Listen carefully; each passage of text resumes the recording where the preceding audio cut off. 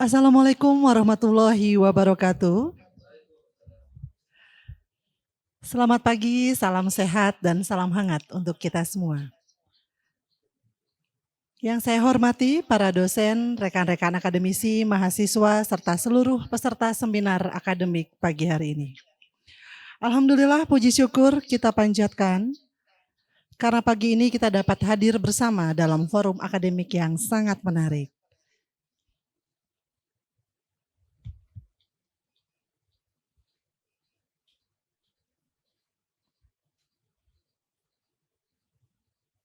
Boleh bantu dimatikan aja, Pak? Tema yang kita angkat hari ini menurut saya cukup istimewa karena membawa kita melihat ilmu komunikasi dari sudut pandang yang mungkin belum terlalu sering kita eksplorasi bersama. Selama ini kita ketika berbicara tentang riset komunikasi, kita sangat akrab dengan pendekatan sosial, perilaku audiens, media, pesan, interaksi, dan berbagai dinamika makna yang terbentuk di antara manusia. Namun pagi ini, rekan-rekan yang juga sudah bergabung di Zoom, kita diajak untuk melangkah sedikit lebih jauh, di mana kita akan melihat bagaimana proses biologis, respon neurofisiologis, dan emosi juga menjadi bagian yang tidak terpisahkan dari cara manusia berkomunikasi, terutama di era media digital yang sangat cepat, intens, dan sangat emosional. Kalau kita refleksikan sedikit saja, sebentar saja, sebetulnya hari ini kita hidup di ruang komunikasi yang sangat unik.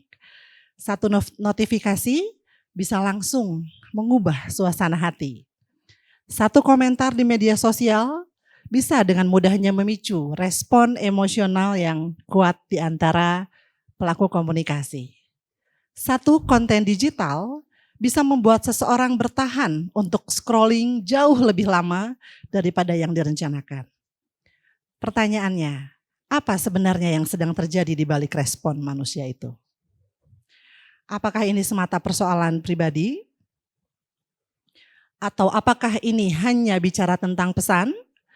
Apakah ini soal makna sosial? Atau justru ada kerja biologis dan emosional yang selama ini belum cukup kita baca dari kajian komunikasi? Dan untuk itulah kita hadir bersama untuk melakukan diskusi yang tentunya akan sangat menyenangkan.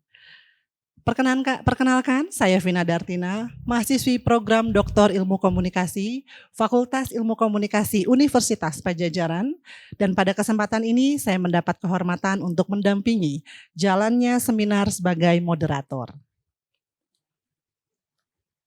Baik, Bapak dan Ibu, pada kesempatan ini juga kita akan bersama-sama mendengarkan paparan dari narasumber kita, Dr. Dewanto Putra Fajar, SOS MSI. Terima kasih, Bu. Beliau merupakan dosen Universitas Brawijaya dengan latar belakang akademik ilmu komunikasi yang sangat kuat, dimulai dari pendidikan sarjana dan magister di Universitas 11 Maret Solo, hingga saat ini beliau telah menyelesaikan studi doktoral di Fakultas Ilmu Komunikasi Universitas Pajajaran. Yang menarik, Bapak Dewanto atau lebih akrab saya panggil Mas Dewanto, tidak hanya bergerak dalam kajian komunikasi yang konvensional, tetapi juga mendorong eksplorasi pendekatan komunikasi yang lebih interdisipliner, termasuk integrasi neurofisiologi, emosi, dan pendekatan pengukuran berbasis respon biologis dalam memahami perilaku komunikasi manusia. Tema yang akan beliau bawakan pagi ini adalah masa depan riset ilmu komunikasi, integrasi neurofisiologi emosi dalam komunikasi media digital. Saya rasa ini akan menjadi diskusi yang sangat kaya, Mas. Terutama bagi kita yang tertarik pada pengembangan metodologi riset komunikasi dan perluasan horizon keilmuan komunikasi di masa depan. Untuk itu, tanpa panjang lebar, mari kita sambut bersama Bapak Dr. Dewanto Putra Fajar, SOS MSI. Kami persilakan. Terima kasih banyak Bu Vina. Assalamualaikum warahmatullahi wabarakatuh. Teman-teman mahasiswa, sebetulnya saya ini barusan lulus dari program studi doktoral dan yang meminta saya untuk mengadakan seminar itu adalah Ketua Program Studi Doktoral Pak Kunto gitu ya. Pada saat saya baru lulus, kemudian beliau menawarkan saya Mas kamu mau jadi pembicara seminar tak? Ya saya nggak bisa nolak. Karena yang meminta adalah ketua program studi gitu ya. Iya Pak, boleh Pak. Dan kemudian beliau meminta saya untuk menghubungi Bu Vina, Bu Dr. Vina untuk, mohon maaf, Bu Yanti untuk inisiasi untuk seminar ini. Sehingga saya berharap ada manfaat gitu ya, yang bisa teman-teman ambil semua di sini, terutama bagi mahasiswa S2 atau S3 yang mungkin belum punya ide riset. Gitu. Meskipun memang pada awalnya sudah diminta untuk bikin proposal ya, tetapi biasanya masuk S2 itu kan bikin proposalnya untuk pendaftaran itu ya sekedar bikin dulu gitu, nanti pikirnya belakangan gitu ya. Sama seperti saya dulu. Sehingga saya berharap ini bisa menjadi wacana gitu ya, pengembangan keilmuan, dan juga yang paling penting adalah memperkaya wawasan kita, bahwa komunikasi tidak hanya sebatas itu saja gitu kan, tetapi ada pengembangan cakrawala yang lain di bidang komunikasi. Pada dasarnya kita tahu bahwa proses komunikasi itu adalah proses sosial. Gitu ya. Tetapi seringkali yang kita lupa adalah kita terjebak pada proses sosial itu tadi. Gitu ya. Dengan kata lain, selama kita belajar komunikasi itu yang dipelajari hanya pertukaran pesan, gitu kan, dari masing-masing individu yang terlibat di komunikasi itu, kemudian cara menanggapi pesan itu tadi. Tapi itu ya diputar-putar aja gitu ya, manajemen komunikasi arahnya ke situ gitu ya. PR ya juga ke situ gitu ya, jurnalistik ya di situ lagi gitu kan. Sehingga ibaratnya kota ya kita muter-muter aja di kota-kota itu gitu ya. Misalnya kalau teman-teman dari Bandung ya seputar Bandung itu ya ketemunya itu aja gitu ya. Ciwalk, Ciamplas gitu ya, Baltos, kemudian mana lagi itu? PVJ, muter di situ aja. Apa yang baru dari PVJ? Ya apa ya? Ya nggak ada, PVJ dari dulu sampai sekarang ya begitu-begitu saja gitu ya. Kecuali ada, oh saya nemukan stand baru di sini. Ya hanya itu gitu ya. Lusa ya ketemu lagi stand itu tadi. 2 pekan lagi stand itu tutup gitu ya. Sebatas itu saja temuan di komunikasi gitu ya. Sementara di luar sana, di luar negeri gitu ya, pengembangan ilmu komunikasi sangat-sangat luas. Gitu ya. Bahkan integrasi ilmu komunikasi tidak hanya sebatas yang kita pelajari di Indonesia gitu ya. Beberapa riset itu mempelajari musik sebagai bagian dari komunikasi. Dan implikasi neurologisnya itu diteliti. Gitu ya, saya sampai heran. Orang sana itu kreatif ya. Orang Indonesia itu ya kreatif gitu ya. Ya, tetapi kurang sekreatif mereka gitu ya. Sehingga saya membawakan ini hanya sebagai wacana gitu ya. Siapa tahu memang ada yang tertarik untuk terlibat gitu ya di dalam riset komunikasi. Selanjutnya siapa yang operator? Gitu ya. Setiap saya tanya gitu ya ke mahasiswa baru di komunikasi, itu ketika saya tanya mahasiswa baru itu saya tanya begini, teman-teman masuk ke komunikasi itu alasannya apa? Mayoritas dari mereka itu jawaban mereka adalah karena komunikasi tidak ada matematikanya, Bu. saya sampai kemudian saya tanya, ada yang dari IPA? Oh, saya dari IPA. IPS? Ya, saya juga dari IPS. Nah, pertanyaan selanjutnya muncul, lah yang dari IPA kenapa masuk komunikasi? Harusnya kan masuknya ke matematika, teknik gitu ya. Ya karena saya masuk IPA itu, ya waktu SMA ya penjurusan saja gitu ya. Tapi begitu saya masuk penjurusan, saya enggak suka dengan matematika, akhirnya saya masuk komunikasi. Ya orang IPA inilah yang menghabiskan jatah sosial ya. Karena ilmu sosial enggak bisa masuk ke IPA. IPA bisa masuk ke sosial. Ya itulah mahasiswa gitu ya. Kemudian saya tanya lagi, kenapa yang IPA masuk ke komunikasi? Jawabannya sama, ya karena saya takut matematika. Saya sendiri, sejujurnya saya juga takut matematika. Karena itu saya masuknya ke sosial gitu ya, normal gitu. Namun demikian, meskipun kita takut atau enggak takut dengan matematika, kita harus menyadari bahwa yang menyusun ilmu komunikasi juga ada ahli matematikanya. Gitu. Mungkin teman-teman ingat kan, siapa ahli matematika di komunikasi? Modelnya selalu kita pakai gitu kan. Kemudian di pengantar ilmu komunikasi juga dibahas. Enggak tahu ya, lupa enggak apa. Claude Shannon dan Warren Weaver. Gitu. Claude Shannon dan Warren Weaver itu bukan orang komunikasi murni gitu kan. Loh, tapi kok modelnya dipakai di komunikasi, Pak? Gitu ya. Pertanyaan sebenarnya muncul di situ. Ya karena dia merancang model itu, model komunikasi itu pada saat dia merancang jaringan telepon. Gitu ya. Dan beliau bukan ahli komunikasi, beliau ahli matematika murni gitu kan. Loh, berarti yang nyusun komunikasi matematika? Iya, betul. Oh, berarti kalau belajar matematika juga bisa belajar komunikasi? Ya bisa. Belajar komunikasi pun juga bisa belajar matematika. Gitu ya. Jadi tidak usah takut dengan matematika. Orang Profesor Ernest Kummer saja ahli aljabar lupa perkalian matematika gitu kan. Nanti bisa dicek di Google gitu ya. Beliau lupa matematika, perkalian dasar gitu ya. Padahal beliau Profesor aljabar Ernest Kummer gitu ya.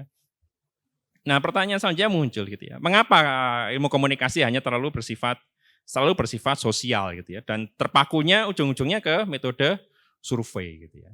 Memang pada dasarnya secara ontologis komunikasi itu ranahnya di ranah sosial gitu ya. Pada ranah sosial maka yang dipelajari ya interaksi sosialnya gitu kan. Namun gitu ya, namun demikian kita tanpa aspek biologis gitu ya, tidak akan bisa melakukan interaksi sosial. Karena apa? Karena manusia itu bukan hanya makhluk sosial gitu ya, tapi dia adalah makhluk biologis gitu ya. Kalau nggak ada aspek biologisnya, kira-kira kita bisa hadir di sini enggak? Ya nggak bisa. Gitu ya. Teman-teman hadir di sini itu juga karena aspek biologis juga gitu kan. Teman-teman melihat saya itu juga ada proses interpretasi pesan di dalam otak teman-teman gitu kan. Sehingga memisahkan aspek sosial dengan aspek biologis itu sama seperti kita memisahkan dua sisi koin gitu, dan itu tidak akan pernah bisa gitu kan. Koin itu kan ada dua sisi, kepala sama ekor gitu ya. Dan masing-masing ya terlibat satu sama lain. Kalau kita pisahkan bisa enggak? Ya nggak bisa. Kok nggak bisa? Ya karena kita itu makhluk biologis juga gitu kan. Oh, begitu ya, memang begitu. Bahkan kalau tanpa aspek biologis gitu ya, kita bukan manusia, tapi namanya jin. Gitu ya. Bener ya kira-kira ya. Kita tidak punya aspek biologis, tapi kita punya aspek sosial, itu namanya jin. Gitu. Kita makhluk sosial, tapi juga, mohon maaf, kita makhluk biologis, tapi juga tidak punya aspek sosial, ya nggak bisa. Kita tumbuh berdasarkan interaksi sosial, bukan hanya aspek biologis gitu ya. Karena itulah integrasi pada disiplin ilmu yang lebih tua gitu ya, itu membantu kita memahami komunikasi secara holistik gitu ya. Dengan kata lain, banyak hal yang sebetulnya ada di komunikasi itu tidak bisa dijawab oleh pemahaman komunikasi yang tradisional. Contoh misalnya, kalau teman-teman pasti tahu di pengantar ilmu komunikasi atau teori komunikasi diajari teori-teori klasik komunikasi, uses in gratification. Gitu kan. Pasti teman-teman tahu ya. Pertanyaan sekarang muncul, gratifikasi itu muncul karena apa? Jawaban komunikasinya ya karena kepuasannya sudah terpenuhi. Pertanyaan selanjutnya muncul lagi, loh terpenuhinya kepuasan itu apa atau kepuasan itu? Gratification obtain itu apa? Ya, komunikasi bisa menjawab enggak kira-kira? Ya apa ya? Ya kalau kita sudah merasa puas, kita sudah merasa senang, berarti sudah terpenuhi. Gitu ya. Kalau ditarik lagi, yang menyebabkan kita puas atau senang apa kira-kira? Ya kembali lagi ke awal. Ya karena sudah terpenuhinya informasi dari media gitu ya. Yang bulat aja di situ diputar-putar aja kan, enggak ketemu jawabannya gitu. Atau yang kedua misalnya, di dalam model yang dikembangkan oleh Wilbur Schramm dan Charles Osgood, mungkin teman-teman juga sudah tahu ya. Di situ ada dua unsur penting, yaitu encode dan decode. Gitu ya. Apa itu encode? Teman-teman pasti tahu ya. Encode adalah proses kita merancang pesan. Pertanyaan selanjutnya muncul, di mana posisi kita merancang pesan, atau di mana lokasi kita merancang pesan? Apa bisa dijawab dengan komunikasi tradisional? Ya nggak bisa. Gitu. Oh, yang mempengaruhi kita merancang pesan adalah kondisi latar belakang sosial kita, ya itu betul. Kondisi budaya kita, betul. Kontekstual, ya betul. Pada akhirnya yang melakukan encode siapa? Ya otak kita. Kira-kira kita bisa melakukan encode enggak tanpa otak kita? Ya nggak bisa. Yang melakukan decode pesan, ya tetap otak gitu kan. Di luar itu nggak ada, ya nggak ada. Siapa? Komputer ya, komputer yang bikin komputer juga manusia juga gitu kan. Karena itulah pada saat kuliah, Prof. Edi Mulyana itu pernah bilang begini gitu kan, di satu perkuliahan. Beliau tanya ke teman-teman S3 gitu kan, di kelas kami. Kira-kira di mana letak kita melakukan interpretasi gitu. Ya kelas kami diam saja gitu kan, karena sepengetahuan kami ya interpretasi itu ya konteks budaya gitu kan, sosial. Tapi pertanyaan beliau spesifik, di mana lokasinya gitu. Kemudian beliau menjawab sendiri, karena dari antara kami nggak ada yang bisa menjawab, beliau menjawab pertanyaan beliau sendiri. Ya yang interpretasi itu di otak teman-teman. Saya garis bawah di otak gitu kan.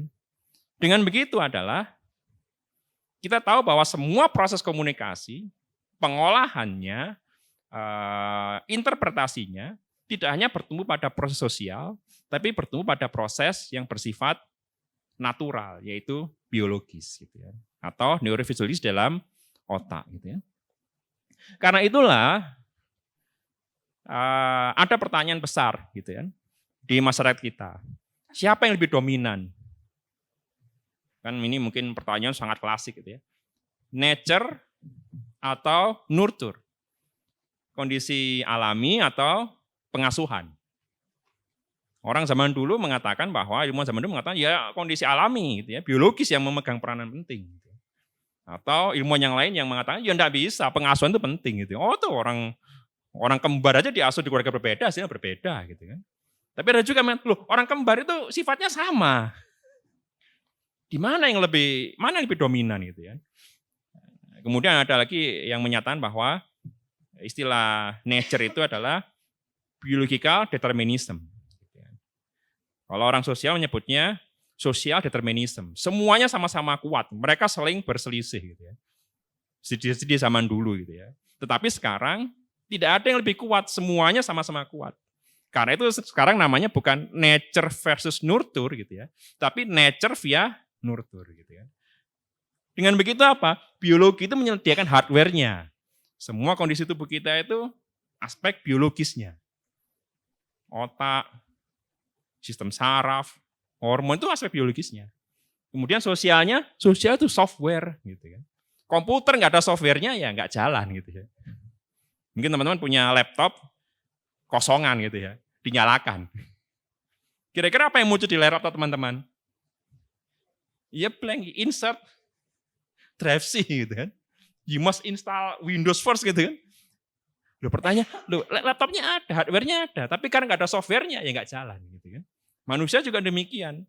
Kondisi biologis itu hardware-nya gitu kan. Sosial, software-nya. Karena itulah dua-duanya sama-sama penting. Loh, kok bisa penting? Contohnya apa misalnya? Mungkin teman-teman bisa cek di Google juga. Ada beberapa contoh kasus di situ. Yang paling terkenal adalah, mungkin kalau teman baca bukunya Prof. Dedi juga ada di pengantar ilmu komunikasi.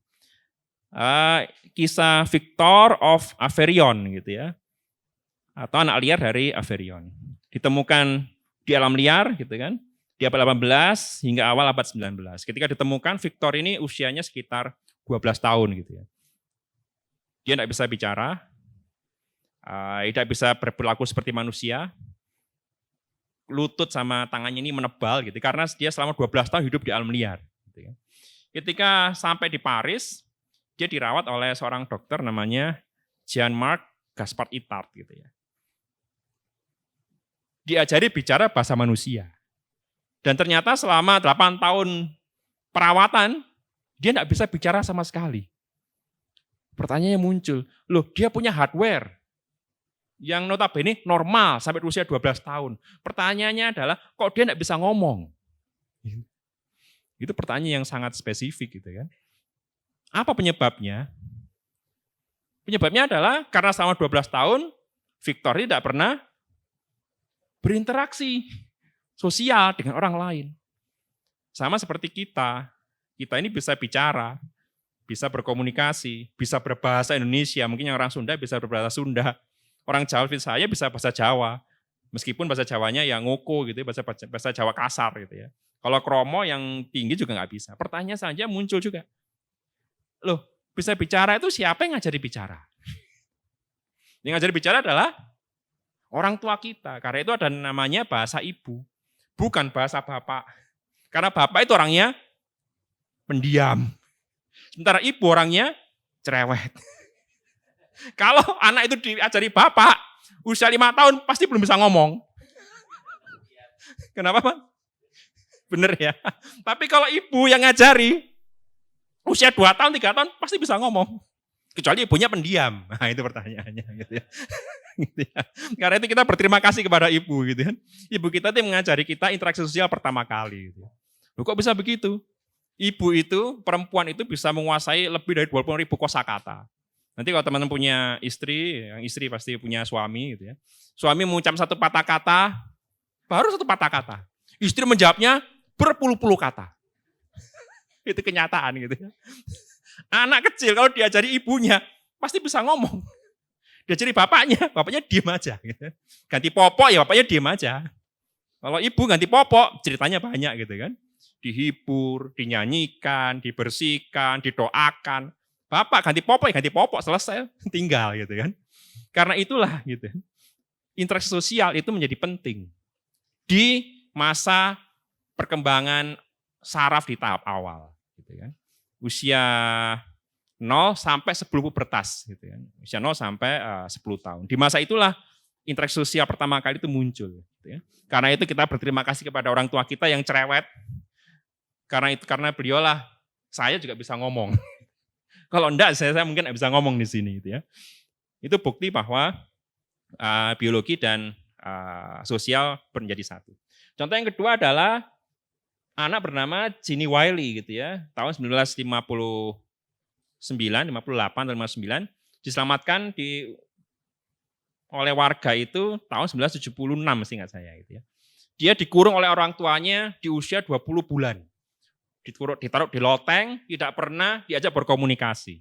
Ketika diselamatkan oleh warga, anak itu juga tidak bisa ngomong. Karena orang tuanya jahat sekali gitu ya. Sampai anak itu di usia saya lupa 12 tahun atau 16 tahun dia tidak bisa ngomong gitu ya. Bukti bahwa sebetulnya kemampuan naluriah kita untuk berbicara itu tidak pernah dilatih melalui interaksi sosial gitu ya. Contoh kasus yang keempat, yang ketiga adalah beberapa penyakit degeneratif itu mengganggu kemampuan kita berkomunikasi. Contohnya apa? Stroke. Orang yang kita aja bisa ngomong ini udah rezeki gitu kan, alhamdulillah, nikmat gitu kan. Orang yang stroke meskipun otaknya dia tuh bisa berbicara sebelumnya, tapi karena ada gangguan di dalam sistem saraf di otaknya akibat stroke tadi, dia tidak bisa ngomong. Dan akhirnya apa? Akhirnya mereka menarik diri dari masyarakat. Karena menarik diri dari masyarakat, potensi stresnya si orang itu menjadi sangat besar. Iya, menjadi meningkat, depresi gitu ya. Dulu saya bisa ngomong, sekarang saya tidak bisa ngomong gitu ya. Dulu saya bisa mengatakan ini, sekarang saya tidak bisa ngapa-ngapain. Wah, itu luar biasa sakitnya. Gitu kan. Luar biasa penderitaan batinnya orang-orang yang stroke itu. Nah, ini yang menarik, yang nomor 4. Social pragmatic communication disorder. Ini menjadi gangguan psikologis yang baru dimasukkan akhir-akhir ini. Yaitu adalah orang yang bisa bicara, dia paham bahasa, kosakata yang sangat banyak, tapi dia tidak bisa paham konteks sosial.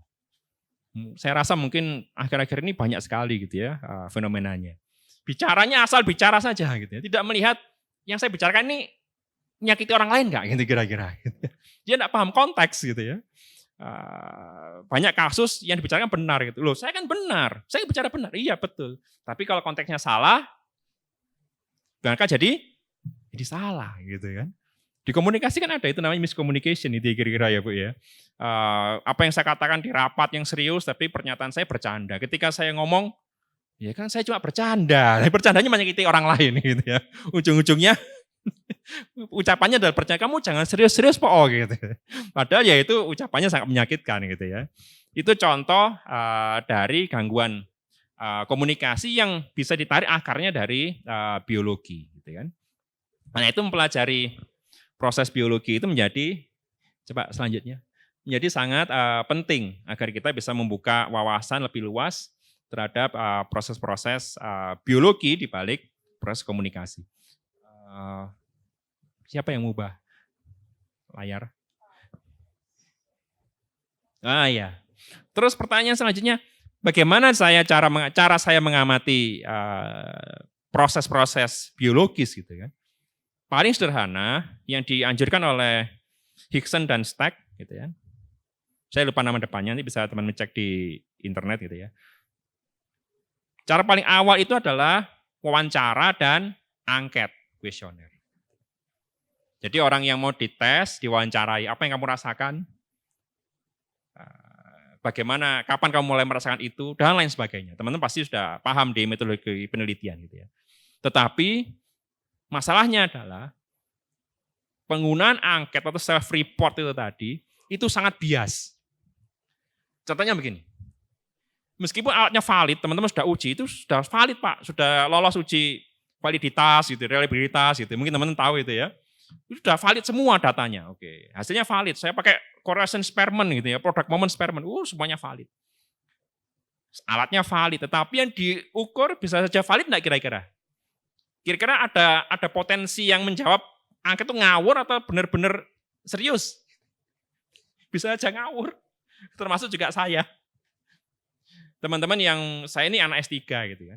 Ketika saya mengisi KRS di online gitu ya, sebelum mengisi KRS online, Anda harus mengisi angket kepuasan mahasiswa. Saya bingung. Apakah Anda pernah menggunakan laboratorium mahasiswa? Ya saya anak S3. Saya tidak pernah pakai laboratorium. Terus saya isi apa? 1 sampai 5. Saya isi berapa? Saya tidak pernah pakai laboratorium. Ya saya isi 4. Yang itu yang pertama. Kemudian ditanya, apakah peralatan laboratorium memadai? Loh, saya tidak pernah tahu laboratorium komunikasi NS3 itu. Akhirnya saya jawab berapa? Saya jawab 1. Nanti dikiranya saya menjadikan laboratorium komunikasi. Saya jawab 4. Ya saya tidak pernah pakai. Laboratorium komunikasi saya juga nggak tahu tempatnya di mana gitu. NS3. Akhirnya saya jawab berapa? Saya jawab 4 aja gitu. Karena jawaban saya diangkat itu cuma 4, 5, 4, 5, 4, 5 gitu. Itu alatnya valid. Saya kuis alatnya valid. Tapi yang menjawab belum tentu valid. Yang jawab ngawur. Hanya demi bisa ikut KRS-an gitu ya. Karena kalau saya tidak ngisi itu saya tidak bisa KRS-an. Ya apesnya saya gitu ya. Kemudian adalah untuk menghindari hal itu gitu, karena itu self report, maka digunakan alat-alat yang sifatnya diagnosis bantu gitu kan. Atau alat-alat yang biasanya digunakan untuk medis gitu ya. Bisa untuk penelitian, bisa. Tujuannya apa? Alatnya apa saja? Yang pertama adalah functional magnetic resonance imaging. Ini alatnya sangat mahal. Di Indonesia jarang ada yang punya. Bahkan rumah sakit besar pun belum tentu punya functional magnetic resonance imaging itu. Dan mayoritas yang ada di rumah sakit Indonesia adalah tanpa F gitu ya. Hanya MRI-nya saja. Dan sekali pakai alat itu sekitar 5 juta. Kalau saya nguji menggunakan alat MRI, 3 tahapan, 26 orang, ya bisa dihitung sendiri ya. Mungkin berpuluh-puluh juta habis uang penelitiannya gitu kan. Karena itu alat ini mahal, tapi di beberapa riset universitas di luar negeri mereka punya untuk kepentingan riset. Yang agak murah yang nomor 2 gitu kan. Functional Near Infrared Spectroscopy. Ini murah, bisa dibeli gitu kan. Dan alat ini lumayan canggih karena dia alat kerjanya, cara kerjanya adalah melihat aliran darah di otak gitu ya, terutama di korteks atau di bagian luar otak gitu ya. Yang agak murah gitu ya, yang lebih murah lagi adalah elektroencephalograph EEG gitu ya. Di rumah sakit memang alatnya ada, tetapi alat di rumah sakit itu fungsinya sangat medis gitu ya. Bukan alat untuk riset. Tetapi apakah bisa digunakan? Bisa digunakan. Yang keempat adalah ECG untuk melihat detak jantung, atau kalau kita menyebutnya adalah rekam jantung gitu ya. Nah, peralatan yang lain ini yang menarik. Face Expression Recognition (FAR), elektromyograf untuk melihat reaksi otot, Galvanic Skin Response (GSR) untuk melihat reaksi kulit, yang biasanya umum digunakan di poligraf atau detektor kebohongan itu adalah GSR gitu kan. Dan yang kedua adalah ectodermal activity atau EDA. Dua alat terakhir ini melihat perubahan fisiologis di kulit gitu kan. Dan semuanya bisa kita gunakan, kombinasi dari masing-masing alat itu bisa kita gunakan untuk melihat respon biologis pada saat orang-orang itu melakukan komunikasi. Tergantung biayanya, sekuatnya seberapa besarnya biayanya. Kalau biayanya besar bisa pakai fMRI gitu ya, tapi harus ke luar negeri. Subjeknya dibawa ke luar negeri dulu baru dites di sana gitu kan. Nah, kalau alatnya lebih murah, pakai yang nomor 3, nomor 4, atau mungkin nomor 5 itu bisa terjangkau dengan biaya riset yang cukup. Tapi kalau nggak ada uang sama sekali, bisa pakai yang modelnya pensil or paper, angket. Ya. Tapi keterbatasannya banyak gitu ya. Jadi intinya adalah riset ini menarik untuk dikaji lebih jauh. Loh Pak, kalau begitu ontologisnya, mohon maaf, metodologisnya atau epistemologisnya pakai kuantitatif dong. Padahal saya ini benci matematika Pak, gitu misalnya. Saya juga benci matematika. Betul, saya akui. Tapi saat riset ini, saya tidak perlu ngitung pakai rumus, tidak perlu. Ngitungnya pakai SPSS, masukkan datanya, uji tesnya, selesai. Saya tidak pernah pakai rumus, tidak pernah pakai rumus sama sekali. Jadi apakah matematika perlu ditakuti sekarang? Tidak perlu, gitu kan. Cukup selama SMA saja kita takut matematika. Tapi setelah mahasiswa jangan takut, gitu kan. Karena kita sudah dibantu oleh alat, gitu ya. Contoh hasil perekamannya, coba selanjutnya. Ini contoh hasil perekaman dokumentasi riset yang saya lakukan selama doktoral. Gitu. Yang di atas itu ABCD itu adalah hasil rekaman EEG, gitu ya. Yang pertama itu adalah di poin A itu PSD, gitu ya, melacak jumlah energi di masing-masing gelombang otak. Yang kemudian yang poin B itu adalah raw EEG, gitu ya. Dia melacak jumlah tegangan di gelombang otak, gitu kan. Kemudian itu ya ada yang C itu adalah FFT, fast Fourier transform, gitu ya. Dia melacak keseluruhan peta gelombang dari alfa sampai itu 4 itu ya, sampai ke gelombang gamma, gitu kan. Nah yang terakhir adalah spektrogram, itu melihat bagian mana yang lebih aktif di otak kita yang poin D itu, gitu ya. Jadi dengan menggunakan alat EEG kita bisa tahu bagian mana yang lebih aktif dibandingkan dengan bagian yang lain. Kemudian yang bawah itu yang seperti rekam jantung itu namanya elektrokardiogram.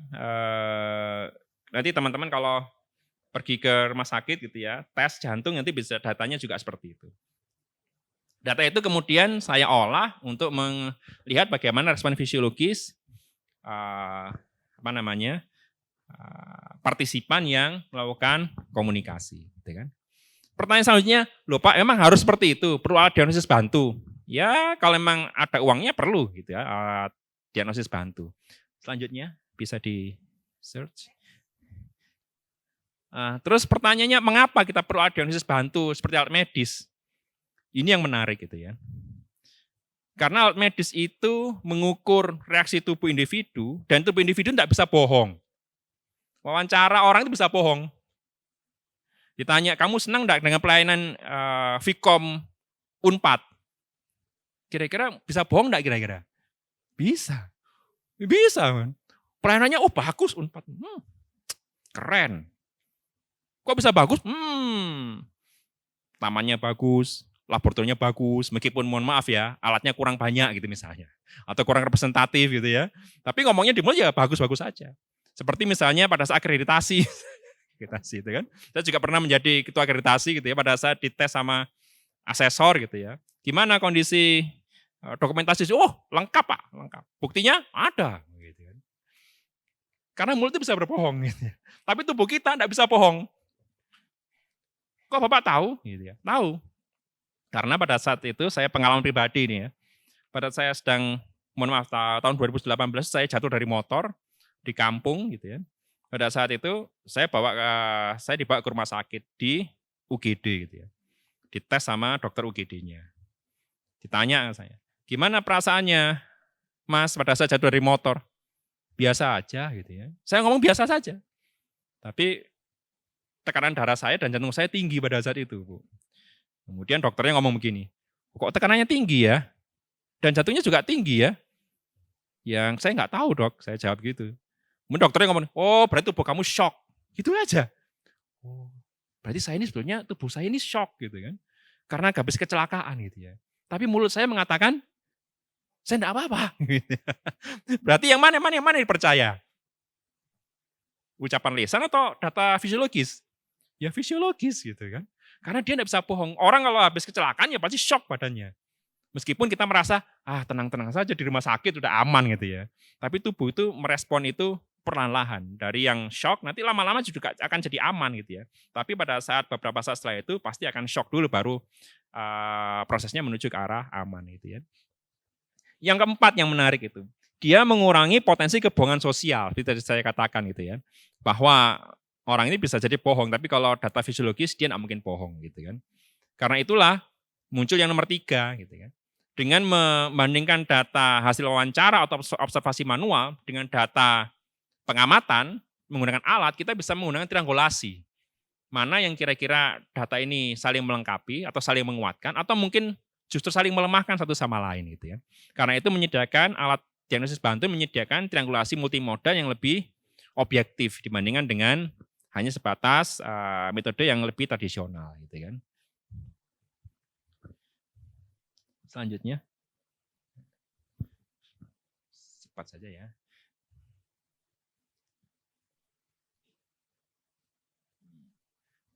Oke. Ini adalah rangkuman dari hasil riset saya di studi doktoral gitu kan. Saya melihat anak-anak yang sedang bermain video game gitu ya, kemudian mengukur aktivitas fisiologis mereka, kemudian respon emosional yang kemudian diwujudkan dalam bentuk ekspresi wajah itu tadi. Saya meminta anak-anak itu bermain video game retro, judulnya Crash Nitro Kart gitu ya. Saya ukur mereka fisiologisnya, ekspresi wajahnya, dan dari situ saya berkesimpulan bahwa ternyata gitu kan, bermain video game itu satu tidak berbahaya gitu kan, atau tidak berdampak negatif kalau dia dimainkan dalam jangka pendek, gitu kan. Dan yang kedua adalah dari sini saya tahu bahwa ketika dia bermain video game, respon ekspresi wajahnya itu berubah-ubah, gitu kan. Respon ekspresi wajahnya berubah-ubah. Dan ini menunjukkan bahwa dalam proses komunikasi secara tradisional pun, gitu kan, ekspresi wajah kita itu juga bagian dari proses komunikasi, gitu kan. Dan itu sebetulnya bisa dilacak gitu ya menggunakan peralatan diagnosis bantu yang kemudian nanti akan menghubungkan kita kepada mengapa dia memunculkan ekspresi demikian gitu kan dan demikian gitu ya. Dari hasil yang saya temukan adalah bahwa bermain video game ini menunjukkan anomali yang menarik gitu ya. Karena ekspresi wajah yang ditampilkan di depan monitor itu berbeda dengan hasil temuan mesin. Hasil temuan observasi manual saya gitu kan dan wawancara gitu ya. Dari situ saya akhirnya berpikir bahwa oh ternyata ekspresi wajah itu antara yang ditampilkan dengan ekspresi wajah itu ya, ekspresi emosional itu berbeda dengan yang ada di dalam hati manusia gitu kan. Hati itu kemudian mengatakan bahagia gitu. Tapi wajahnya bisa jadi mengatakan sedih gitu kan. Pernah ya seperti itu ya teman-teman ya? Ketemu orang yang sudah lama dikangeni gitu kan. Bukan malah teriak-teriak, bukan malah kegirangan, tapi malah nangis gitu ya. Loh kok kamu nangis? Ya kamu sedih? Enggak sedih gitu ya. Kok nangis? Ya saking bahagianya sampai saya jadi menangis gitu kan. Itu aspek komunikasinya sangat-sangat rumit gitu kan. Karena kita menjadi bagian dari makhluk sosial gitu ya, tapi juga menjadi bagian dari makhluk biologis gitu ya. Karena itu aspek sosial itu sangat kaya gitu kan. Apalagi kalau dipesandingkan dengan aspek biologis kita gitu kan. Karena apa yang ada di otak kita itu juga rumit dibandingkan dengan apa yang kita ketahui. Selanjutnya yang langsung ke penutup saja potensi risetnya. Oke, lanjut. Nah, lanjut. terakhir. Nah, ini adalah beberapa potensi riset yang kira-kira bisa dikembangkan oleh teman-teman gitu ya, terkait dengan eksplorasi kajian neurofisiologis dalam komunikasi gitu ya. Yang pertama adalah komunikasi kesehatan gitu ya. Apa yang bisa diambil dari situ? Banyak hal gitu ya. Termasuk juga kecemasan komunikasi. Orang itu kalau terlalu banyak melihat handphone gitu kan atau gadget itu bukan malah semakin bahagia gitu ya. Tapi semakin lama semakin cemas gitu ya. Apalagi kalau informasinya adalah informasi yang berkaitan dengan macam-macam gitu ya, politik, sosial gitu kan. Apalagi sekarang dolar naik gitu ya. Padahal kita juga enggak pakai dolar. Seperti Pak Prabowo ngomong begitu ya. Ya bukan begitu Pak gitu kan. Konteksnya bukan demikian gitu ya. Kecemasan komunikasi contohnya. Kemudian yang kedua adalah efektivitas pesan kampanye. Jika diukur secara fisiologis. Bisa enggak kira-kira? Bisa. Gitu. Mengapa tokoh ini lebih punya dampak ketimbang tokoh yang lain gitu kan? Apakah karena mohon maaf dia ganteng atau good looking? Ya belum tentu. Gitu. Apa karena pesan komunikasinya efektif? Nah sekarang efektif itu diukur dengan apa gitu kan? Oh ada pengukuran efektivitas komunikasi pakai angket ya. Tapi angket itu kan seperti tadi saya katakan gitu kan, self report gitu ya. Bisa saja dia mungkin berbohong pada saat ngisi angket. Tapi kalau diukur dengan data fisiologisnya, wah itu bisa disandingkan menjadi penelitian yang menarik. Aspek neurofisiologis dalam komunikasi politik misalnya. Atau pada saat beban kognitif ketika seseorang menerima informasi buruk dari orang yang lain gitu ya. Misalnya seorang pasien gitu ya mau periksa ke dokter, dokternya mengatakan bahwa hasil temuannya laboratorium buruk, wah itu kan shock. Gitu kan. Nah, itu bisa diukur menggunakan peralatan gitu kan dan kajian neurofisiologi seperti ini. Selanjutnya adalah media digital dan video game seperti yang saya lakukan ini video gamenya gitu kan. Seperti misalnya implikasi konten media digital terhadap kondisi fisiologis dan perilaku partisipan gitu ya. Bisa teman ukur misalnya ketika dia sering menggunakan media sosial, apalagi sekarang terpaut media sosial itu sangat tinggi, bagaimana respon fisiologisnya dibandingkan dengan orang yang jarang mengeksplor media sosial, jarang scrolling, bisa enggak kira-kira? Bisa. Gitu ya. Saya termasuk orang yang dinosaurus pada saat Bu Yanti bilang ke saya, Pak Dewanto punya Instagram enggak? Saya bilang, saya enggak punya Instagram. Facebook jarang saya buka. TikTok, wah TikTok itu yang saya tahu, apa ya TikTok itu? Seperti suara jam gitu ya. Saya enggak punya TikTok, enggak punya Instagram, enggak punya media sosial kecuali Facebook pun juga jarang saya buka. Lalu terus Pak Dewanto nontonnya apa? Ya nonton YouTube saja seharian gitu kan. YouTube, Netflix, hanya sebatas itu. Sekarang orang seperti saya kalau diukur data fisiologisnya, beda enggak dengan orang yang setiap hari scrolling media sosial. Di bioskop nonton film gitu ya, tapi tangannya enggak bisa lepas dari handphone. Di foto, cret. Saya sekarang nonton ini loh, ya gitu. Bisa enggak kira-kira diukur? Bisa. Perbandingannya seperti apa? Wah, saya enggak tahu karena belum diteliti gitu kan. Maksudnya saya belum melakukan penelitian soal itu. Tapi kita bisa lihat perbandingan perilaku dan sifatnya gitu ya. Kemudian yang ketiga misalnya studi tentang emosi dan komunikasi. Misalnya kita melihat efektivitas produk dalam iklan gitu ya. Dan bagaimana cara produk itu mengaruhi konsumen misalnya. Contoh paling sederhana seperti ini. Teman-teman kalau pergi ke minimarket gitu ya. Teman-teman beli satu buah minuman harganya 5.000. Kemudian kasirnya mengatakan, Pak, ini beli 2 gratis 1 loh Pak. Mana yang kira-kira teman-teman pilih? Beli 1 atau beli 2 gratis 1? Orang pasti bilang, beli 2 gratis 1? Ya aku beli 2 gratis 1 aja lebih murah. Hitungannya lebih murah dari mana? Nah, pertanyaan lebih murah dari mana? Ya lebih murah kan beli 2 gratis 1 kan? Loh, beli 2 gratis 1 itu lebih mahal daripada beli 1 gitu kan. Berarti kita ini ditipu oleh promosi. Contoh misalnya pertama pergi ke Starbucks. Small 30.000. Large 35.000. Atau large-nya 40.000. Medium 35.000. Kira-kira mana yang teman-teman pilih? 30.000, 35.000 atau 40.000? Small, nah itu kalau nggak punya duit. Duitnya pas-pasan beli yang small. Tapi kalau punya uang agak banyak, pasti beli yang large. Pertanyaan kenapa kok large? Ya kan selisih 10.000, dapat yang large. Berarti kita ditipu. Oleh siapa? Starbucks. Kecuali tidak punya duit. Kalau saya beli yang small gitu ya, karena uang saya pas-pasan. Gitu. Small, medium, large. Yang large cuma 40.000 loh Pak. Maaf Mbak. Saya yang small aja. Karena uang saya 30.000.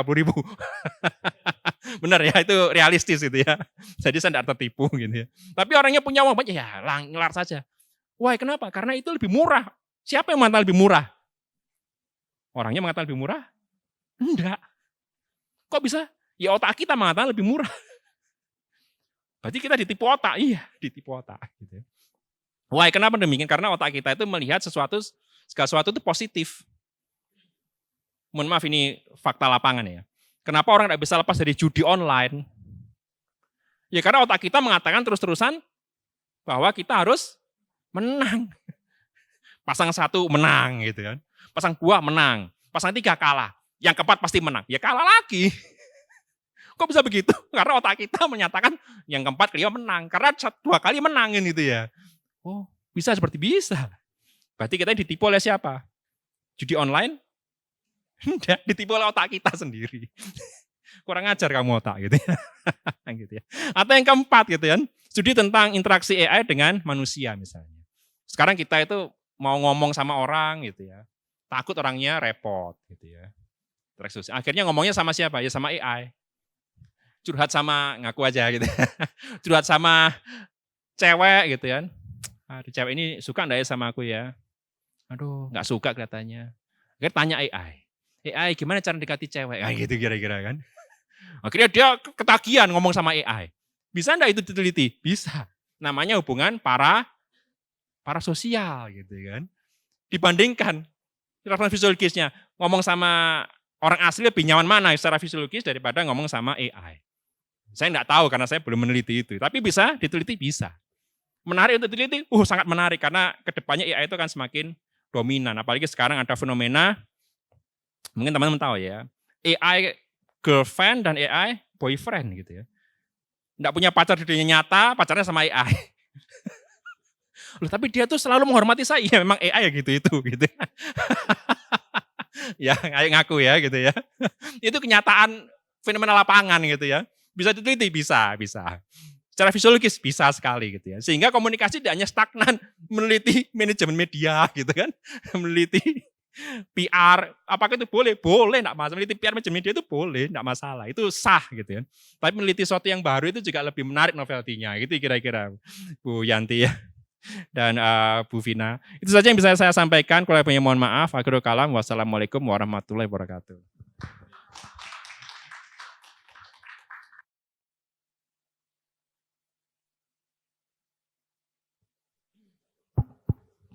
Baik, terima kasih banyak Mas Dewanto atas paparan yang sangat kaya dan sangat membuka perspektif baru. Jujur saya pribadi, saya menangkap ini adalah satu gagasan yang sangat kuat ya dari pemaparan yang disampaikan oleh Mas Dewanto. Sepertinya bukan hanya saya ya Mas, tapi semua juga menangkap gagasan kuat tersebut. Ya jadi para hadirin sekalian, jika selama ini kita mungkin cukup nyaman untuk mengamati bahwa komunikasi itu adalah perilaku yang nampak di permukaan atau sesuatu aspek sosial yang sering kita lihat, Mas Dewanto itu tadi menawarkan perspektif yang baru ya Mas ya. Bahwa sebetulnya ketika orang berkomunikasi itu respon yang terjadi sudah ada jauh sebelumnya gitu ya. Jadi pada aspek emosional, lalu kemudian pada aspek biologis dan juga aspek neurologis gitu. Nah ini saya lihat juga sudah banyak yang sepertinya ingin bertanya dan berdiskusi. Tapi boleh saya mendahului dulu ya untuk bertanya karena saya juga sudah membuat catatan-catatan atas pemaparan Mas Dewanto tadi. Mas Dewanto selama ini kan banyak peneliti komunikasi termasuk saya gitu ya. Dari mahasiswa pasca sarjana yang melihat bahwa pendekatan neurofisiologi adalah atau sebagai sesuatu yang dirasa cukup jauh dari dunia komunikasi. Iya, betul. Seperti yang bukan jangkauannya kita gitu ya. Nah kalau boleh disederhanakan Mas Dewanto, sebetulnya titik masuk paling relevan bagi peneliti komunikasi itu ada di mana? Wah, ini Oke. pertanyaannya berbobot ya. Saya harus menjawab lebih bagus dari pertanyaannya itu ya, Bu Vina ya. Tentunya titik masuknya itu sederhana saja, Bu. Titik masuknya adalah keingintahuan kita tentang bagaimana respon kita gitu ya, secara fisiologis ketika menanggapi pesan. Itu saja gitu kan. Karena seperti tadi saya katakan, banyak hal yang sebetulnya tidak bisa dijawab secara banyak fenomena yang tidak bisa dijawab oleh komunikasi secara tradisional gitu kan. Contoh misalnya tadi kepuasan itu kan. Kepuasan itu tolak ukurnya apa sih? Tolak ukur kepuasan itu. Bisa enggak sih kalau tolak ukur kepuasan dilihat secara fisiologis? Bisa banget gitu kan. Loh terus secara fisiologis kepuasan itu diukur dengan apa? Teman-teman pasti tahu itu kan. Namanya reaksi dopamin gitu kan. Wah, dopamin itu kata orang-orang populer, dopamin itu jahat gitu kan. Dia menyebabkan ketagihan. Loh enggak, dopamin itu enggak jahat. Yang jahat adalah bagaimana cara kita menstimulasi dopamin secara berlebihan. Melalui apa? Stimulasi dopamin secara berlebihan gitu ya. Melalui apa kira-kira? Ya melalui scrolling media sosial yang terus-terusan. Itu namanya instan dopamin gitu kan. Akhirnya kalau instan dopamin itu terus-menerus dilakukan, otak kita meminta itu lebih banyak lagi, lebih banyak lagi. Ketagihan itu tadi munculnya dari situ, Bu Vina gitu kan. Jadi kalau menjawab pertanyaan Bu Vina ya jawaban saya simpel saja. Dari ketertarikan kita terhadap bagaimana respon biologis itu muncul terhadap komunikasi. Dari situ maka kita bisa masuk. Kalau tidak ada keingintahuan seperti itu ya enggak apa-apa gitu. Komunikasi bisa diliti dari hal yang lain seperti yang saya katakan gitu ya. Semoga menjawab pertanyaan. Respon biologisnya gitu ya. Semoga menjawab pertanyaan Bu Vina. Dewanto menjawab pertanyaan, sangat menjawab. Nanti kalau ada pertanyaan lanjutan kita selesaikan di luar aja Mas ya. Baik Bapak dan Ibu sekalian, hadirin yang saya hormati, sekarang kita masuk pada sesi diskusi. Saya akan membagi sesi diskusi ini menjadi 2 sesi. Di mana satu sesi kita akan menerima 3 pertanyaan. Silakan, boleh barangkali monggo Mas, boleh berdiri menyebutkan nama dan afiliasinya. Bisa dibantu Pak?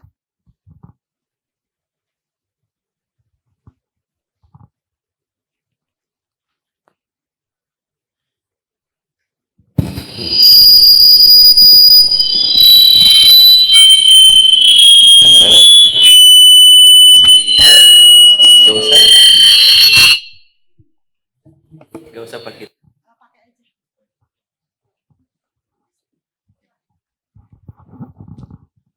Bismillahirrahmanirrahim. Assalamualaikum warahmatullahi wabarakatuh. Perkenalkan, nama saya Haris Muhammad Nukmaniamuloh. Saya mahasiswa Magister Ilmu Komunikasi semester 2. Ini sangat menarik. Mungkin saya akan izin berdiskusi sedikit. Kalau tadi penelitian itu lebih ke neurofisiologinya itu menggunakan alat detektor ya, atau menggunakan alat deteksi yang ada kurvanya. Mungkin juga kita bisa ngecek pasangan kita kalau pasangan kita lagi marah gitu ya. Atau silent treatment misalnya. Kita bisa pegang lengannya di bagian pergelangan, terus kita bisa cek tekan tuh urat nadinya. Kalau nadinya misalnya dia detaknya kencang, berarti dia lagi marah. Gitu ya Pak ya? Saya belum tahu itu. Ya itu coba kita itu komparasi dengan gap penelitian yang tadi Pak. Gitu ya. Itu seperti itu mungkin secara fisiologi ya. Karena kan kadang-kala pasangan kita ada yang dia ekspresif, ada yang tidak gitu. Contoh misalnya saya seorang gamer gitu. Kalau misalnya kita lagi main tembak-tembakan gitu ya, terus kita lagi ada misi gitu yang harus kita pecahkan, pasti kita adrenalin naik gitu kan. Kalau aja mungkin seru gitu ya, tapi jantung saya berdebar-debar gitu, seperti itu. Nah yang ingin saya tanyakan, apakah ada metode lain yang lebih simpel gitu untuk mendeteksi seseorang dari sisi komunikasi, dari sisi fisiologi, karena kadangkala kan kita juga sebagai insan komunikasi, kalau kita ketemu sama orang kan kita juga pengen tahu ya secara psikologi gitu kan, kita belajar psikologi komunikasi, tapi secara fisiologi kan mereka juga bisa berbohong. Barangkali apakah ada temuan lain gitu ya yang bisa lebih praktis bisa kita aplikasikan dalam kegiatan kita sehari-hari. Itu saja mungkin. Terima kasih ya. Terima kasih. Wassalamualaikum warahmatullahi wabarakatuh. Waalaikumsalam warahmatullahi wabarakatuh. Langsung saja atau Saya kita? jawab dulu aja biar nggak lupa ya. Oh iya, Bu baik. Vina, ya. Mas Haris itu ya, Mas Haris ya. Ide Mas Haris pertama itu menarik gitu ya. Soal komunikasi dengan pasangan. Saya sebetulnya ada riset yang mau saya eksekusi tahun depan gitu ya, riset 3 tahun. Rencana saya insya Allah gitu ya. Melihat komunikasi dan cinta antar pasangan muda. Gitu ya. Secara fisiologis gitu. Apa sih yang dimaksud cinta itu? Oh, cinta dalam konteks komunikasi ya sikap, afektif gitu ya. Berapa kali kamu ngomong cinta gitu ya. Semakin banyak kamu ngomong cinta berarti kamu semakin cinta kan gitu ya. Atau kalau jarang ngomong cinta itu berarti enggak cinta, kurang cinta gitu kan. Itu yang kemudian idenya bagus. Mau saya eksekusi insya Allah tahun depan, 3 tahun ke depan, 2027, 28, 29 gitu ya. Saya ingin tahu gitu ya, apakah cinta itu memang hanya sebatas afektif, sikap perilaku, tapi apakah juga dia punya respon fisiologis. Dengan harapan bahwa saya berharap bisa menekan angka perceraian dini gitu kan, dan membangun keluarga yang sehat gitu ya. Menjawab pertanyaannya Mas Haris, apakah ada alat ukur yang lebih sederhana dibandingkan peralatan itu tadi? Ada gitu kan. Jadi saya katakan angket gitu kan. Gamer itu dicek aja dengan angket gitu kan. Secara fisiologis apa yang kamu merasa? Apakah merasa tegang? Apakah merasa berkeringat? Apakah merasa cemas gitu kan? Nanti alat ukur tadi bisa dihitung gitu kan, bisa dihitung secara fisiologis gitu kan. Namun angket itu ya karena dia sifatnya self report gitu kan. Bisa saja orang itu dia cemas tapi tidak mau disebut cemas gitu kan. Apakah merasa kecemasan saat bermain? Enggak, biasa aja, coret biasa aja. 1 sampai 5 biasanya kan. Biasa aja. Semakin tinggi semakin cemas, semakin rendah tidak cemas gitu ya. Angka 2 biasa aja. Apa kamu berteriak-teriak ketika bermain video game? Bermain video game perang gitu ya. Wah, saya berteriak ya 5 gitu kan. Apakah merasa jantung berdebar? Enggak juga, 3 gitu kan. Alatnya valid gitu ya. Tapi ngisinya belum tentu valid. Gitu Mas Haris ya. Karena itulah perlu alat deteksi yang lain itu yaitu ECG. Pertanyaan selanjutnya, lah itu kan mahal Pak, ECG itu Pak, gitu kan. Saya rasa ECG sekarang itu bukan zamannya yang mahal-mahal. Gitu. Alat sekarang yang saya gunakan saja itu murah gitu kan, karena alat itu penggunanya untuk di rumah, home use. Sehingga alat ECG itu tidak mesti mahal. Kalau memang kita periksa ke rumah sakit mahal, tapi kalau kita beli sendiri itu terjangkau dengan biaya riset kita gitu kan. Daripada kita bawa anak itu ke rumah sakit sekali periksa 15.000 gitu kan. 15.000. 500.000. Maka kita beli alatnya saja gitu kan. Saya beli alat itu sekitar 2,5 juta gitu kan. 2,5 juta bisa dipakai berkali-kali, saya baterainya habis pun diganti lagi baterainya. Itu valid. Sama seperti di rumah sakit. Hanya saja alatnya lebih murah gitu ya. Semoga bisa menjawab pertanyaan gitu ya. Kalau yang sederhana angket, nanti kalau angket itu maka bisa dipandu dengan alat deteksi yang lain untuk triangulasinya. Itu saja yang bisa saya jelaskan. Semoga menjawab pertanyaan Mas Haris. Gimana Mas Haris? Sudah terjawab?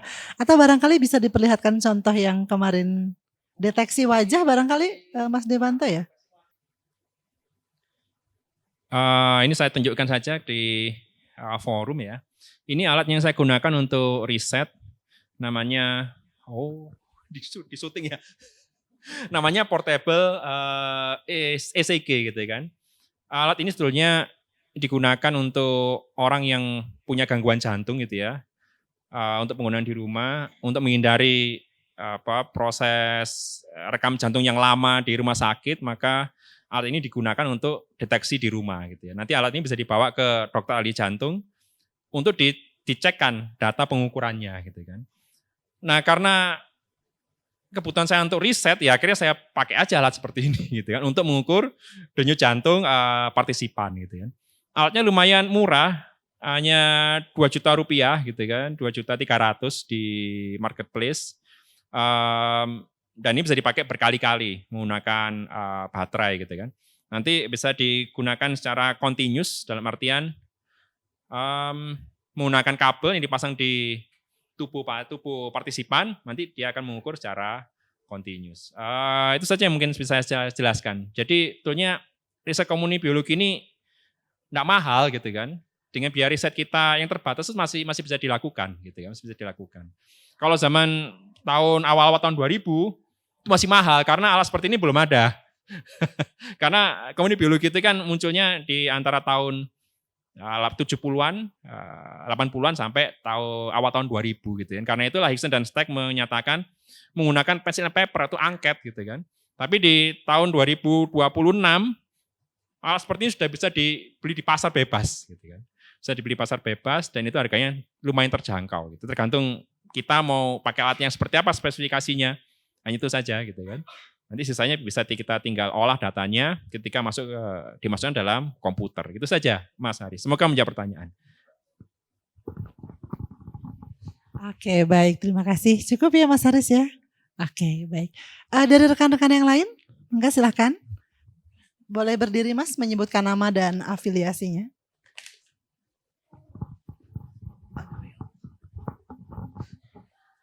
Ya, terima kasih atas kesempatannya. Bapak Dewanto, perkenalkan nama saya Iqbal, saya mahasiswa semester 2 Magister Ilmu Komunikasi, Pemintahan Komunikasi Kesehatan juga. Gitu. Jadi mungkin sedikit cerita dengan adanya alat ini, saya sempat waktu lalu, beberapa minggu lalu diberikan tugas juga oleh Prof. Dedi, diminta untuk menonton sebuah film. Gitu. Saya menonton film serial Netflix.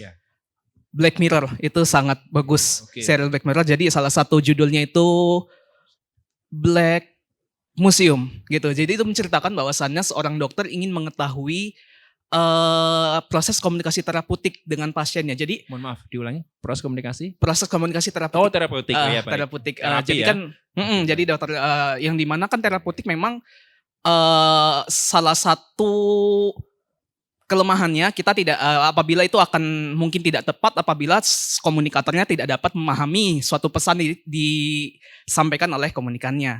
Nah, di film itu, ini masih fiksi, film itu seorang dokter ini menciptakanlah sebuah alat. Saya lupa nama alatnya, tapi alatnya diberikan di kepala. Jadi sama-sama pakai kepala. Jadi dokter itu akan merasakan apa yang dirasakan oleh pasiennya. Jadi itu salah satu kecanggihan masa depan yang mungkin sangat bagus. Jadi pasien itu sama-sama diberikan semacam topi.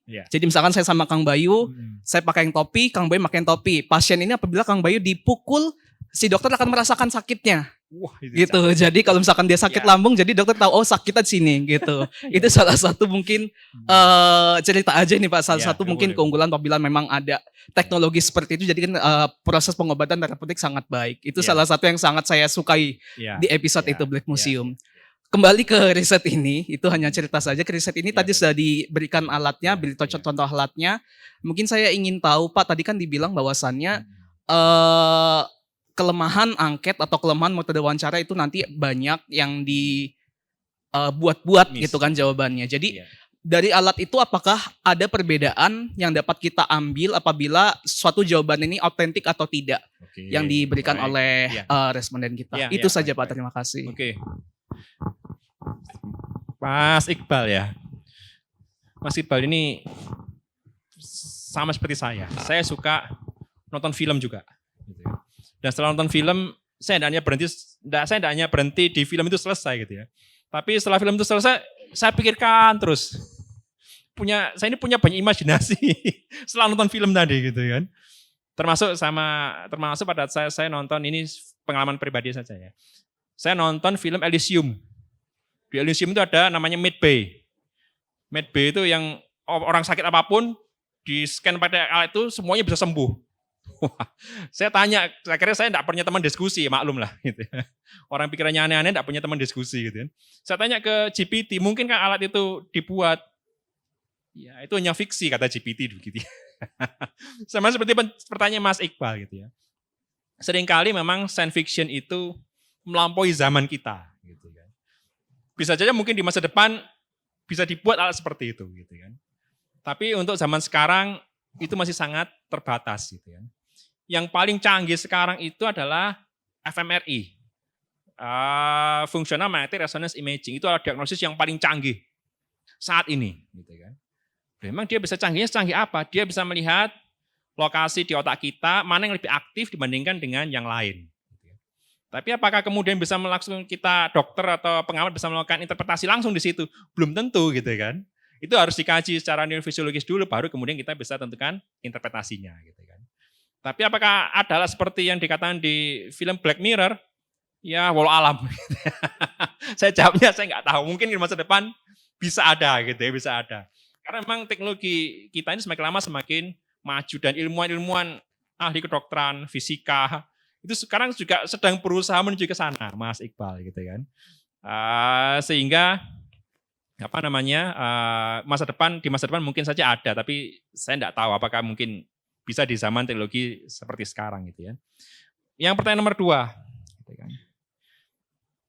Apakah mungkin saya lupa ya? Respon perbedaan gitu ya.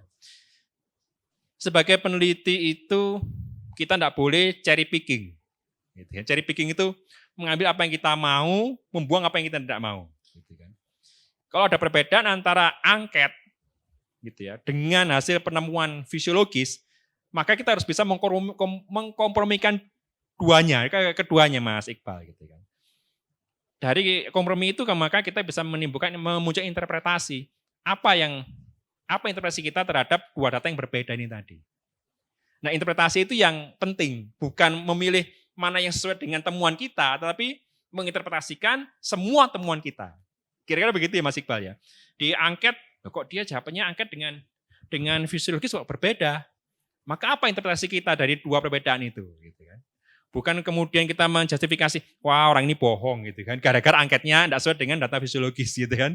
Bisa saja itu mungkin bisa saja demikian, tapi kan kita menghindari bias seperti itu gitu ya Mas Iqbal ya. Sama seperti saya waktu melakukan riset itu, antara data ekspresi wajah dengan data observasi manual, dengan data wawancara, itu berbeda semua. Ekspresi wajahnya menunjukkan sedih, observasi menunjukkan tegang, wawancara menunjukkan dia senang. Nah, terus saya sebagai peneliti, apa yang harus saya pilih? Mana yang harus saya pilih? Apakah ekspresi wajah saja, manual saja, atau wawancara saja? Ya saya tidak bisa milih salah satunya, gitu kan Mas Iqbal. Akhirnya saya elaborasikan semua temuan itu. Oh berarti kesimpulan saya adalah alatnya tidak salah, wawancara juga tidak salah, observasi manual saya juga tidak salah. Berarti kesimpulannya adalah muncul paradoks emosional di situ. Paradoks emosional itu seperti apa? Seperti misalnya begini, Mas Iqbal pergi ke Dufan, wahana yang paling ramai itu adalah halilintar, roller coaster gitu ya. Ketika orang naik roller coaster teriak-teriak, ketakutan. Begitu turun, dia mau coba lagi. Loh pertanyaannya, loh kamu ketakutan naik roller coaster gitu kan? Tapi kenapa mau kamu coba lagi? Ya karena seru. Naik lagi kedua kali, ya teriak-teriak lagi. Harusnya kan kalau seru kan dia tertawa gitu kan harusnya kan. Wah enak dia tertawa gitu ya. Sama seperti kondisi kedua, contoh kedua. Nonton film horor. Indonesia tuh banyak sekali film horor. Setiap pekan, setiap bulan tuh ada film horor. Yang nonton juga banyak. Rekan saya, kolega saya ngomong begini. Saya ini heran Pak nonton film horor Pak. Kita ini hanya dibayar, kita yang membayar hanya untuk ditakut-takuti. Itu tidak realistis. Membayar harusnya untuk apa? Dihibur. Tapi membayar hanya untuk takut-takuti. Berarti ketakutan itu menimbulkan rasa senang gitu ya. Senang ditakut-takuti gitu kan. Dari situ akan muncul paradoks gitu kan. Kita ini takut wajah kita, tapi hati kita senang gitu. Paradoks itu yang kemudian banyak muncul di masyarakat gitu ya. Orang yang senang tapi wajahnya sedih. Orang yang senang wajahnya takut.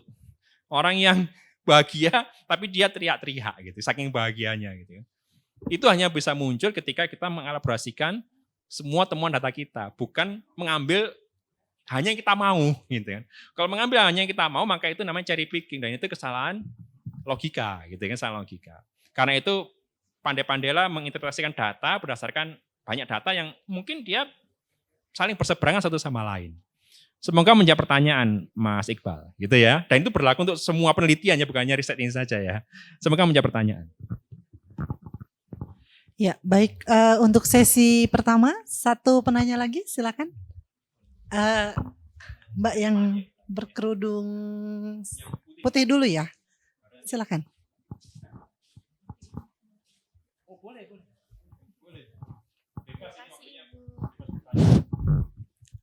Oke, Bismillah. Terima kasih dokter sudah hadir di sini. Kebetulan benar-benar memberikan insight yang luar biasa ya. Sebelumnya perkenalkan, saya Nabila Daulay dari Magister Ilmu Komunikasi semester 1. Nah, jadi saya juga tertarik untuk meneliti tentang komunikasi kesehatan juga. Nah, jadi ada satu kasus nih, Bapak. Sekarang tuh lagi nge-hype banget tentang anxiety. Ya, di kalangan anak muda itu lagi nge-hype banget tentang anxiety. Entah itu anxiety-nya dari permasalahan edukasi atau pressure education atau pressure dari orang tua dan lain-lain. Cuma ada satu hal yang menarik yang ingin saya teliti, Bapak. Jadi ada satu kasus yang dimana dia kena anxiety karena pressure pendidikan. Kayak dia udah 2 tahun nganggur gitu ya. Dia udah 2 tahun nganggur, gak kerja. Kan sekarang kerjaan susah ya. Kerjaan susah, sekarang apa-apa susah. Mau ngediriin usaha juga susah gitu. Jadi dia kena anxiety. Akhirnya dia mencoba ke psikolog. Jadi badannya itu sampai gemetar. Gemetar yang gak bisa dikendalikan lagi. Jantungnya deg-degan. Dia pikir itu adalah penyakit jantung atau serangan jantung. Tapi pas ke IGD, dicek, oh ternyata jantungnya baik-baik aja. Dicek lagi semuanya, dia pikir kena lambung atau dia pikir kena penyakit berbahaya lain. Pas dicek semua tubuhnya sama dokter, semuanya gak ada apa-apa. Akhirnya dokter menyarankan untuk ke psikolog. Nah pas nyampe ke psikolog, ternyata dia didiagnosa sebagai psikosomatik. Dia tuh kayak anxiety tapi sudah mempengaruhi tubuhnya. Jadinya nyambung ke deg-degan, jantung, ngaruh ke lambung dan lain-lain. Tapi dia masih gak percaya, saya ini gak anxiety, saya ini pasti kena penyakit satu hal gitu. Entah itu lambung atau kanker atau apa gitu, dia pikirnya seperti itu. Tapi lagi-lagi dia sampai ke beberapa dokter, sampai ke dokter penyakit dalam, dokter lambung, dokter jantung, semuanya nihil, normal semua. Akhirnya dia ke psikiater. Setelah dia ke psikiater, ternyata dia lagi-lagi didiagnosis sebagai psikosomatik. Dan dia masih gak percaya, udah dikasih obat, akhirnya obat yang dia minum itu tidak bereaksi apa-apa pada tubuhnya. Nah, jadi saya mulai tertarik dengan hal ini. Ternyata setelah saya coba telusuri dan saya coba teliti sedikit gitu ya tentang penyakit ini, terus tentang pasien ini juga gitu.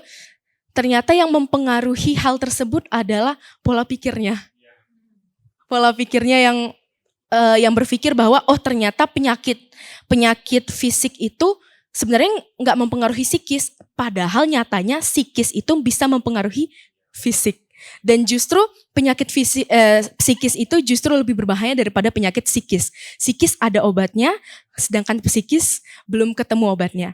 Nah ini yang mau saya tanyakan Bapak. Saya benar-benar pengen banget meneliti tentang anxiety gitu ya Bapak. Karena pasti kita semua pernah ngerasain cuman gak tahu aja oh ternyata itu anxiety gitu. Kayak demam panggung kan juga disebut anxiety gitu ya, gemetar dan lain-lain. Nah menurut Bapak metode yang tepat, apakah alat itu juga bisa dipakai gitu Pak untuk permasalahan ini atau tidak? Saya mohon sarannya. Terima kasih Bapak. Langsung saya jawab ya, Bu Vina ya. Mbak Nabila, terima kasih pertanyaannya sangat bagus gitu ya. Tapi saya harus garis bawahi saya bukan dokter. Saya dari S1, S2 ya komunikasi juga gitu kan. Tapi saya punya minat di bidang biologi atau biologi komunikasi ini. Saya jawab satu persatu, cuman saya tidak akan spesifik ke diagnosis medis ya, karena saya tidak punya wewenang untuk diagnosis medis gitu ya. Tapi menjawab pertanyaannya Mbak Nabila, apakah ini bisa diteliti? Bisa, jawabannya bisa gitu ya. Lalu yang diteliti bagian apanya? Komunikasi dan kecemasannya. gitu ya, anxiety, communication anxiety-nya itu tadi. Atau communication apprehension-nya yang diteliti gitu kan. Lalu apakah menggunakan alat ini bisa diteliti? Bisa gitu kan. Yang namanya kecemasan itu reaksi fisiologisnya panjang, Mbak Nabila gitu kan. Yang saya pelajari itu kecemasan itu banyak faktor yang muncul. Hormon, gitu kan, hormonal, sama seperti penelitiannya Tamara Afifi itu dia meneliti kecenderungan stres pada keluarga kelas menengah akibat tekanan ekonomi. Nanti bisa dicek di jurnalnya ICA gitu kan. Saya lupa judul jurnalnya tapi Mbak Nabila cek aja ketika saya Tamara Afifi gitu ya. Dia ahli komunikasi, dia melihat bagaimana komunikasi itu menyelesaikan sebagian dari tekanan sosial dan psikologis di keluarga.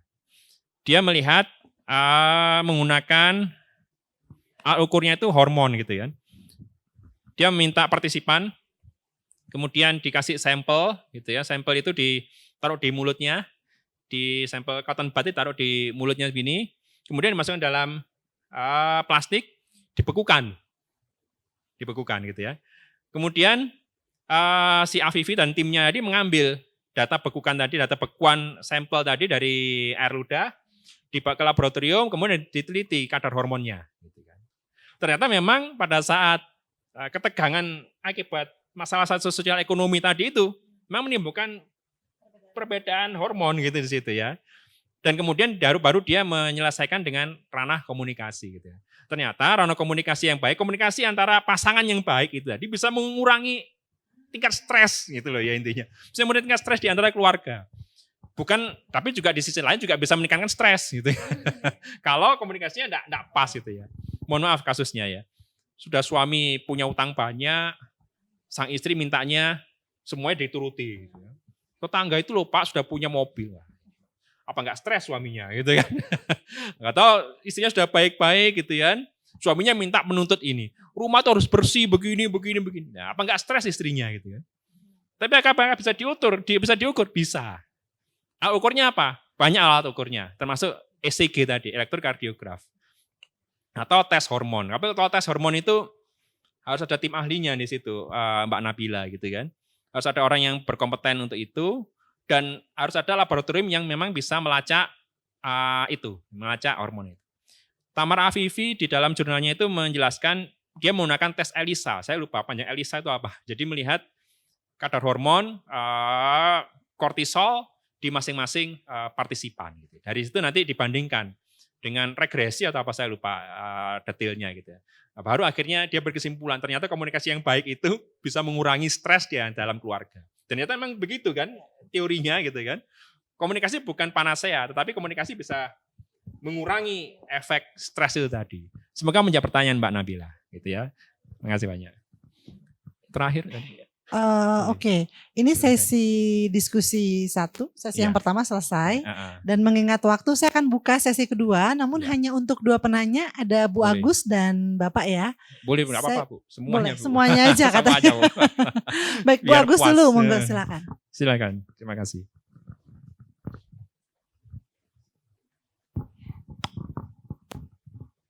Assalamualaikum warahmatullahi wabarakatuh. Terima kasih Bu Vina atas kesempatannya dan Pak Dewa. Pertanyaan saya seputar tadi kaitannya, saya mahasiswa S3 angkatan 2000. Berkaitan dengan riset ini tentang komunikasi kesehatan. Kebetulan saya juga mengambil riset tentang komunikasi kesehatan yang berhubungan dengan kandungan. Kebetulan tentang kandungan. Dan kalau kita ngelihat, kalau Pak Dewa tadi bilang bahwa komunikasi itu monoton ya, berketemunya itu lagi. Kita bisa melintas ke istilahnya ilmu yang lain untuk kita lihat dari konteks komunikasinya. Tetapi yang saya mau tanyakan bagaimana keterkaitan dengan teori yang akan kita gunakan apabila kita meneliti yang memang sebenarnya subjeknya itu lebih luas ke seperti saya ngambil tentang komunikasi kesehatan ibu hamil, itu banyaknya itu kasus-kasus tentang di dunia medisnya. Sehingga saya mikir ini teori-teori yang saya gunakan banyak teori medis. Sementara dikaitkan dengan komunikasi atau konteks komunikasinya, karena kita berada di ranah komunikasi, itu bagaimana untuk melihat gap-nya. apakah kita karena memang misalkan tadi saya meneliti tentang kandungan, banyak sekali teori-teori atau istilah-istilah medis yang saya gunakan, kemudian saya diadopsi ke konteks komunikasinya. Nah, perbandingan antara penggunaan teorinya itu kira-kira seperti apa? Seperti ini kan banyak menggunakan alat-alat yang rekam jantung ya, seperti itu dan lain sebagainya. Nah, seperti apa gitu untuk gaps penggunaan alat di lapangan, sementara saya juga di lapangan itu menggunakan beberapa alat kehamilan itu seperti itu. Terima kasih, Pak. Terima kasih Bu Agus gitu ya. Pertanyaannya semakin lama semakin berat juga gitu ya. Soal teori, memang bagaimana ya nyebutkannya ya? Lebih banyak teori medis yang digunakan oleh Bu Agus gitu ya, tetapi kita di ranah komunikasi begitu ya, intinya seperti itu. Yang perlu kita garis bawahi adalah ini juga jangan dari Prof. Susan gitu ya, pada saat saya ikut kelas beliau gitu ya. Kalau di doktoral, di PhD, itu sebetulnya penggunaan teori kita dibebaskan. Jadi kita bebas menggunakan teori dari disiplin manapun, karena itu kalau kita disebut PhD, philosophical doktor gitu kan. Dokter yang berusaha menggali ke basic gitu kan, kemudian mengaplikasikan teori yang mungkin ada di ilmu yang lain gitu, untuk kepentingan kita di komunikasi gitu ya. Sehingga selama teori medis itu memang kompeten untuk menjelaskan fenomena komunikasi, maka saya katakan secara pribadi ya mungkin masih bisa digunakan ya, asalkan ontologis, epistemologisnya dan aksiologisnya memang pas di komunikasi. Kira-kira begitu Bu Agus gitu ya. Saya sendiri ketika melakukan riset ini, pada saat itu saya masih SUR gitu ya. Kemudian saya menggunakan riset yang sangat sederhana, teori yang sangat sederhana, namanya model SNR dari Carl Hovland gitu ya. Stimulus respon gitu ya. Pada saat SUR kemudian saya ditanya oleh para penguji saya gitu ya. Kalau hanya sekedar SNR gitu kan, ya itu sangat sederhana Mas Dewanto gitu kan. Mas Dewanto harus cari teori yang lain yang sekiranya bisa membahas soal riset ini gitu ya. Akhirnya saya pulang dari sini, saya berpikir gitu ya, saya ubah-ubah teori apa yang sesuai. Komunikasi belum ada teori seperti ini. Gitu ya. Ya saya ngaku saja teori komunikasi belum ada yang menjelaskan sedetail ini gitu kan, kecuali SNR gitu kan. Saya cari-cari, kemudian saya menemukan satu teori klasik gitu kan. Teori yang bernama James Lange Theory of Emotion gitu ya. Teori emosi James Lange dicetuskan oleh William James dan Carl Linz gitu, kalau saya tidak salah depannya ya. Dia menjelaskan bahwa setiap respon stimulus gitu ya, setiap stimulus yang kita terima itu menghasilkan dua respon. Respon fisiologis dan respon emosional gitu kan. Pertanyaan selanjutnya muncul gitu ya.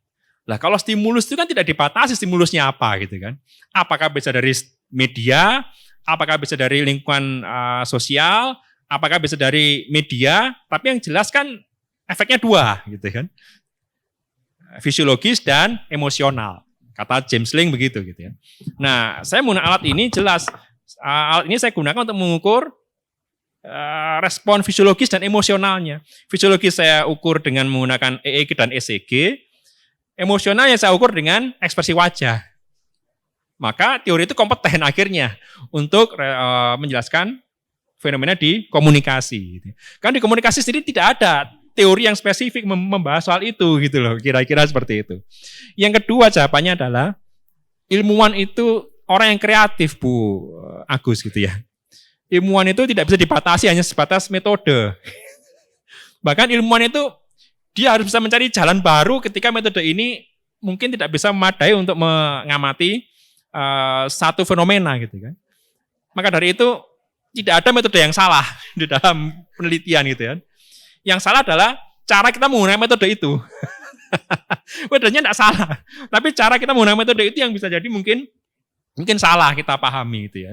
Sehingga selama itu kompeten, selama itu relevan untuk risetnya Bu Agus, saya rasa itu masih bisa digunakan teori-teori manapun gitu kan. Grand teorinya, middle teorinya sampai ke applied teorinya. Kira-kira seperti itu Bu Agus. Semoga menjawab pertanyaan gitu ya. Iya, Bu Agus sudah terjawab ya? Apa tambah satu lagi? Boleh. Gimana Bu? Biar lega. Boleh.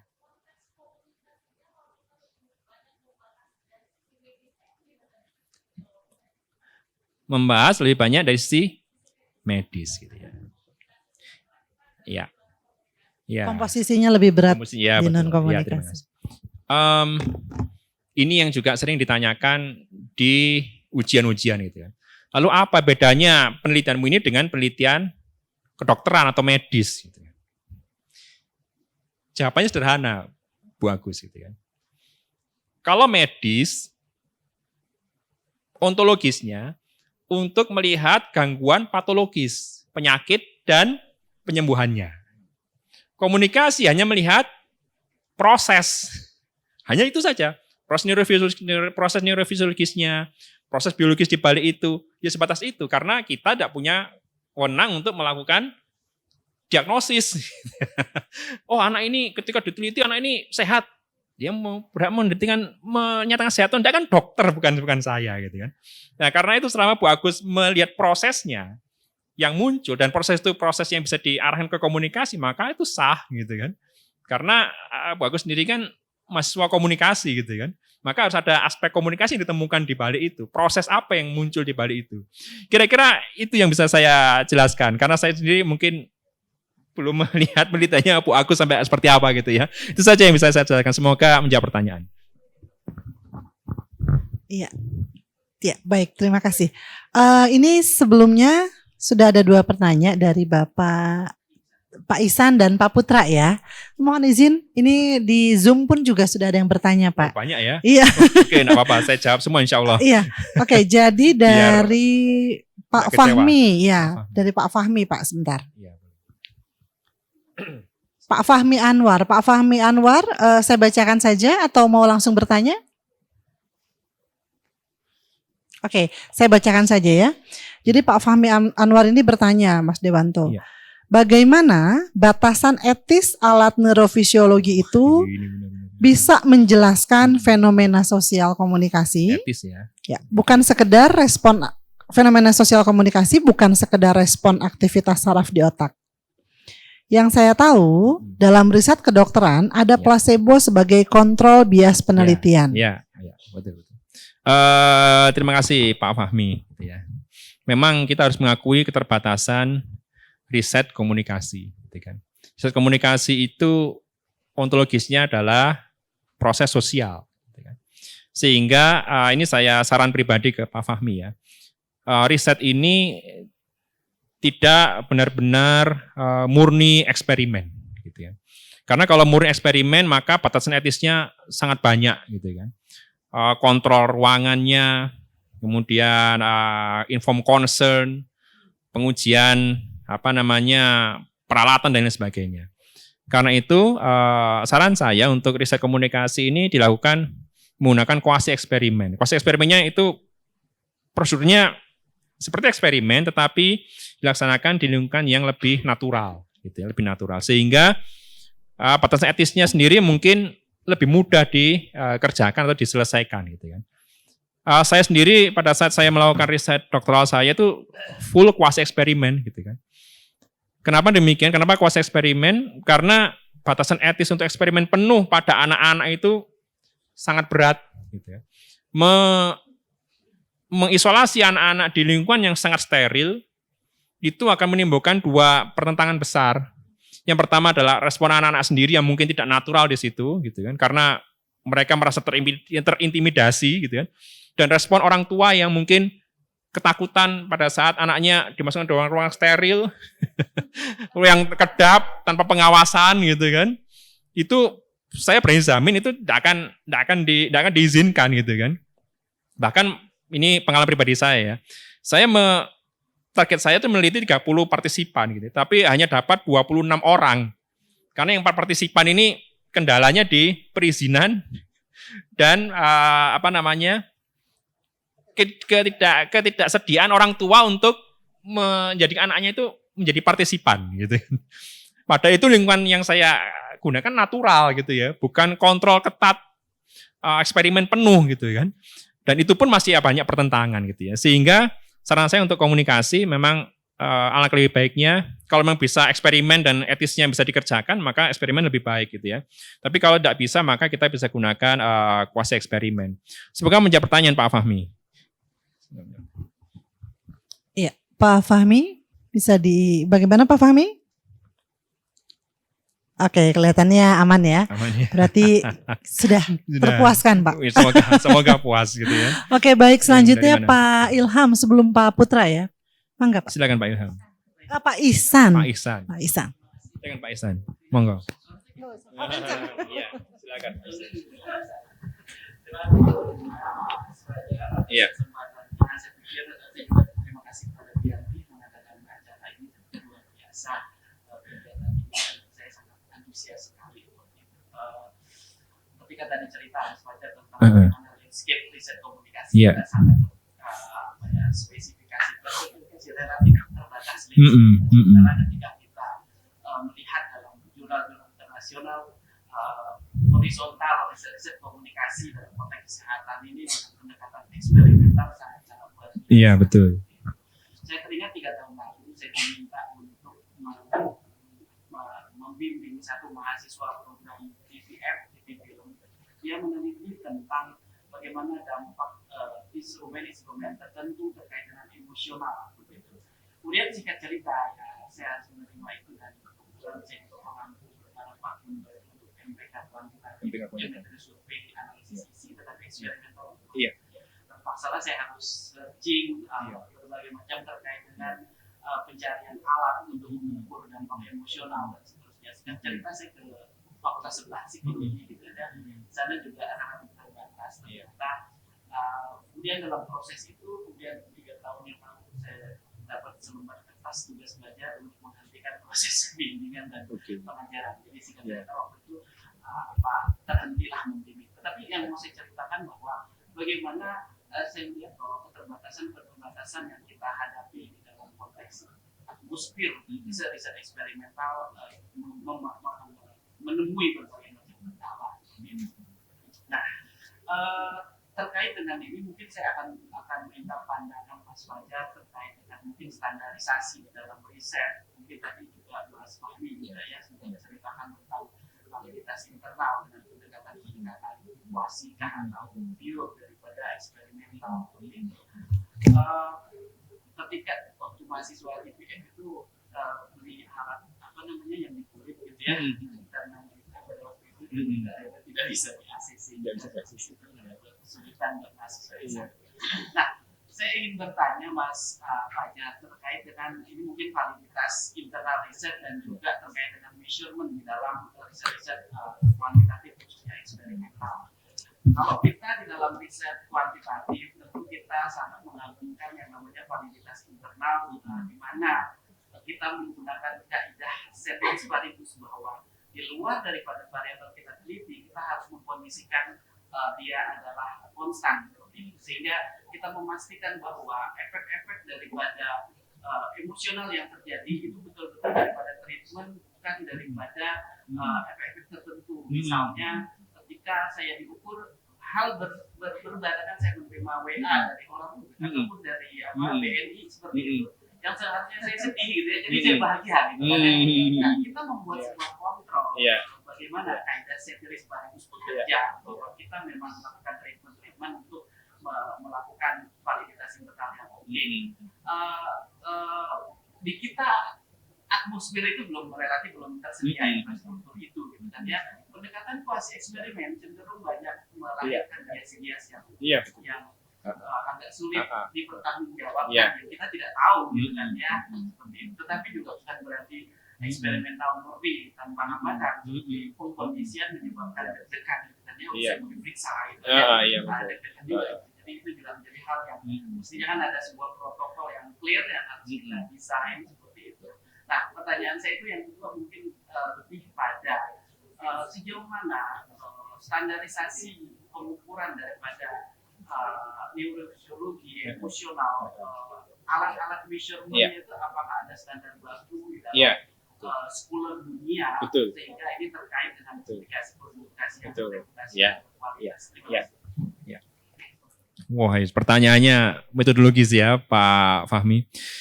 Insya Allah saya jawab satu persatu berdasarkan pengalaman saya. Begini memang, pada dasarnya kuasi eksperimen itu kita akui memang banyak kelemahan dibanding eksperimen murni. Tapi bukan berarti eksperimen murni itu juga tidak ada kelemahannya gitu ya. Yang paling penting pengalaman pribadi saya adalah mengkondisikan anak-anak itu dalam kondisi yang semaksimal mungkin itu dalam kondisi yang netral. Gitu ya. Karena itu pengalaman saya pada saat saya melakukan riset, saya tidak menguji mereka pada saat sedang sekolah, sedang ujian, tapi saya menguji mereka pada saat mereka libur, itu yang pertama. Jadi pada saat libur itu mereka pasti kan ya tidak ada aktivitas di rumah gitu kan. Kemudian untuk mengurangi confounding variable-nya saya memilih waktu yang sekiranya seragam Pak Fahmi gitu ya. Contoh misalnya pada saya mengukur anak-anak itu saya ukur setiap pagi. Loh kenapa kok setiap pagi? Karena pagi itu gitu kan kondisi fisiologis kita lebih tenang daripada nanti siang. Karena kalau saya mengukurnya pagi kemudian responden kedua siang, partisipan ketiga sore, malam, itu datanya akan sangat-sangat acak gitu, sangat-sangat bias gitu ya.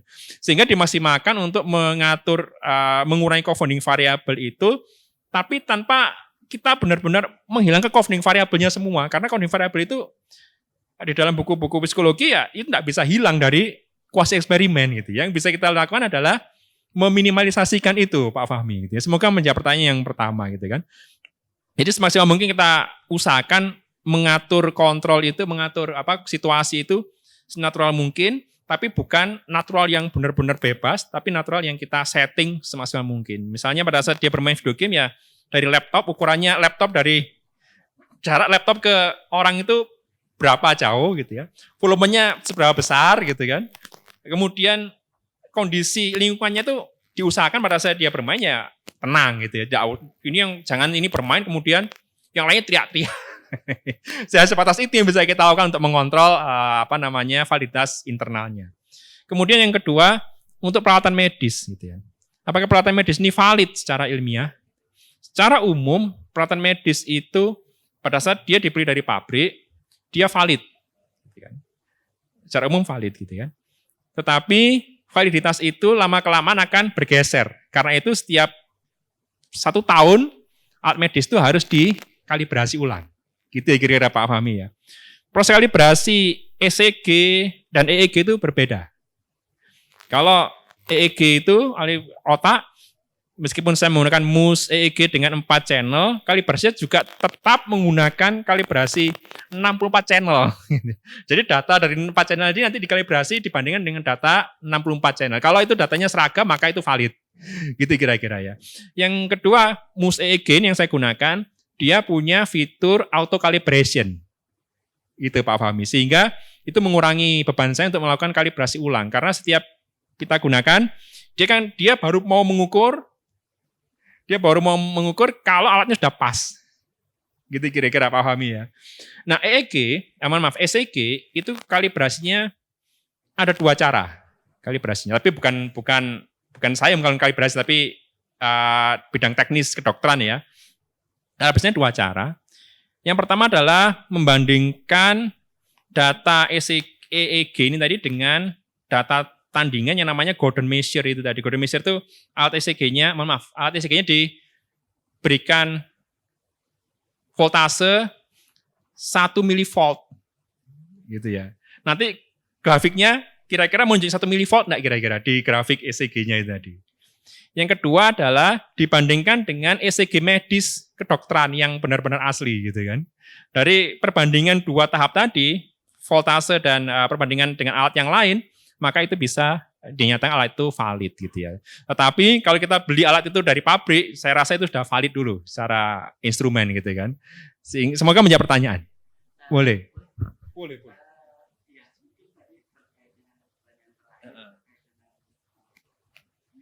Measurement. Ada tidak bahwa sebulan dulu para dalam emosi yang menggunakan Ya. Iya. Iya. Iya. Kemudian Iya. ada satu lagi. Iya. Di dalam ilmu sosial, saya latar belakang saya itu sebetulnya dari penyuluhan dan komunikasi Iya. pertanian di Jogja. Iya.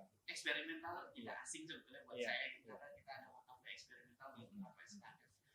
Ketika saya bertemu dengan eksperimental di dalam ilmu sosiomaniora itu agak mengalami kesulitan karena ada yang namanya pilot test seperti itu untuk memastikan bahwa treatment kita itu memang confirm mempengaruhi daripada diri kita. Dan kalau pertanian kan enak aja gitu ya, tumbuhannya nggak bakalan pindah, pupuknya nggak bakalan nambah. Tapi dalam konteks behavior ataupun manusia, kita akan menemui berbagai macam kendala tadi, sehingga kita tidak tahu bahwa apakah treatment yang akan kita berikan itu efek itu adalah akibat dari treatment, gitu kan? Sehingga perlu pilot test. Mohon kiranya Mas Fajar bisa menjelaskan seperti apa yang telah dilakukan untuk pilot test itu sendiri. Wah, ini pertanyaannya lumayan sulit ini ya. Jujurnya saya tidak bisa terlalu banyak menjawab soal itu karena itu pengalaman lapangan dan spesifik untuk eksperimen ya. Tapi yang saya lakukan itu adalah riset longitudinal antar tahap saja gitu kan. Jadi saya bandingkan anak-anak itu sebelum dia bermain kan maka itu perbandingannya kan dalam kondisi tidak diberikan treatment apapun gitu ya Pak Fahmi ya. Dalam kondisi tidak diberikan treatment apapun maka data fisiologisnya kan bisa diukur dianggap itu sebagai baseline-nya saja gitu kan. Baru kemudian tahap kedua eksperimen itu baru diberikan ya, treatment gitu kan. Antara baseline dengan treatment ini kan pasti ada perbedaan. Perbedaan itu yang kemudian saya amati gitu kan. Jadi pengukuran baseline ini menjadi penting di dalam riset karena riset itu kan bukan masalah bagaimana kita menentukan metode, tapi kan bagaimana kita membandingkan data ini tadi. Kira-kira seperti itu Pak Fahmi. Detailnya mungkin Pak Fahmi lebih paham gitu ya. Oh, Pak Ihsan, Pak Ihsan kok Pak Fahmi. Iya, iya. Mas Fajar kan pasti sudah melakukan literatur yang sangat banyak, maksudnya dalam konteks landscape global, dalam konteks publikasi sekuler, demikian itu hal yang lumrah gitu ya. Kira-kira gitu. Literatur itu. Ya itu hal yang paling umum gitu karena saya lupa judul artikelnya apa. Jadi ada dokter namanya saya lupa nama depannya Harris itu dia melakukan prosedur riset kuasi eksperimen untuk kedokteran. Gitu. Nanti bisa dicek di PMC atau di PubMed itu ada jurnal beliau. Riset kuasi eksperimen untuk kedokteran. Dari situ pun saya dasar itulah yang kemudian menjadikan saya menggunakan kuasi eksperimen gitu ya. Bahkan orang medis pun juga, kedokteran pun juga bisa menggunakan kuasi eksperimen. Padahal notabene dia juga boleh, utamanya kan eksperimen gitu ya, tapi dia menggunakan kuasi eksperimen gitu.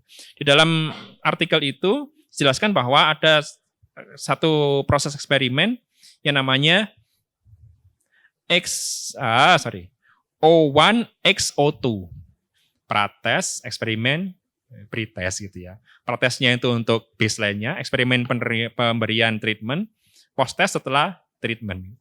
Hanya sebatas itu, dari situ kemudian saya gunakan sebagai landasan riset saya gitu. Semoga menjawab pertanyaan Mas Ihsan gitu ya Pak Ihsan. Iya, diskusinya seru dan panas ya Pak. Sepanas di luar ruangan nanti mungkin bisa dilanjut dan sebagai pamungkas pertanyaan ini akan ditutup oleh sebetulnya beliau ini kolega saya, senior saya Pak. Pak Putra, monggo silakan. Monggo Pak. Waalaikumsalam. Waalaikumsalam warahmatullahi wabarakatuh. Karena saya penanya sepertinya terakhir, sebenarnya pertanyaan itu udah dilakukan oleh Pak Ihsan, kemudian Bu Agus juga dan yang lain-lain. Kebetulan riset saya itu tentang, saya mahasiswa S3 di sini. Kebetulan riset saya itu tentang komunikasi kesehatan juga, tapi lebih ke tradisional, artinya lebih ke promosi yang kayak gitu. Tapi di institusi saya itu terlibat dalam penelitian kesehatan juga. Kebetulan di kita itu ada biomedik.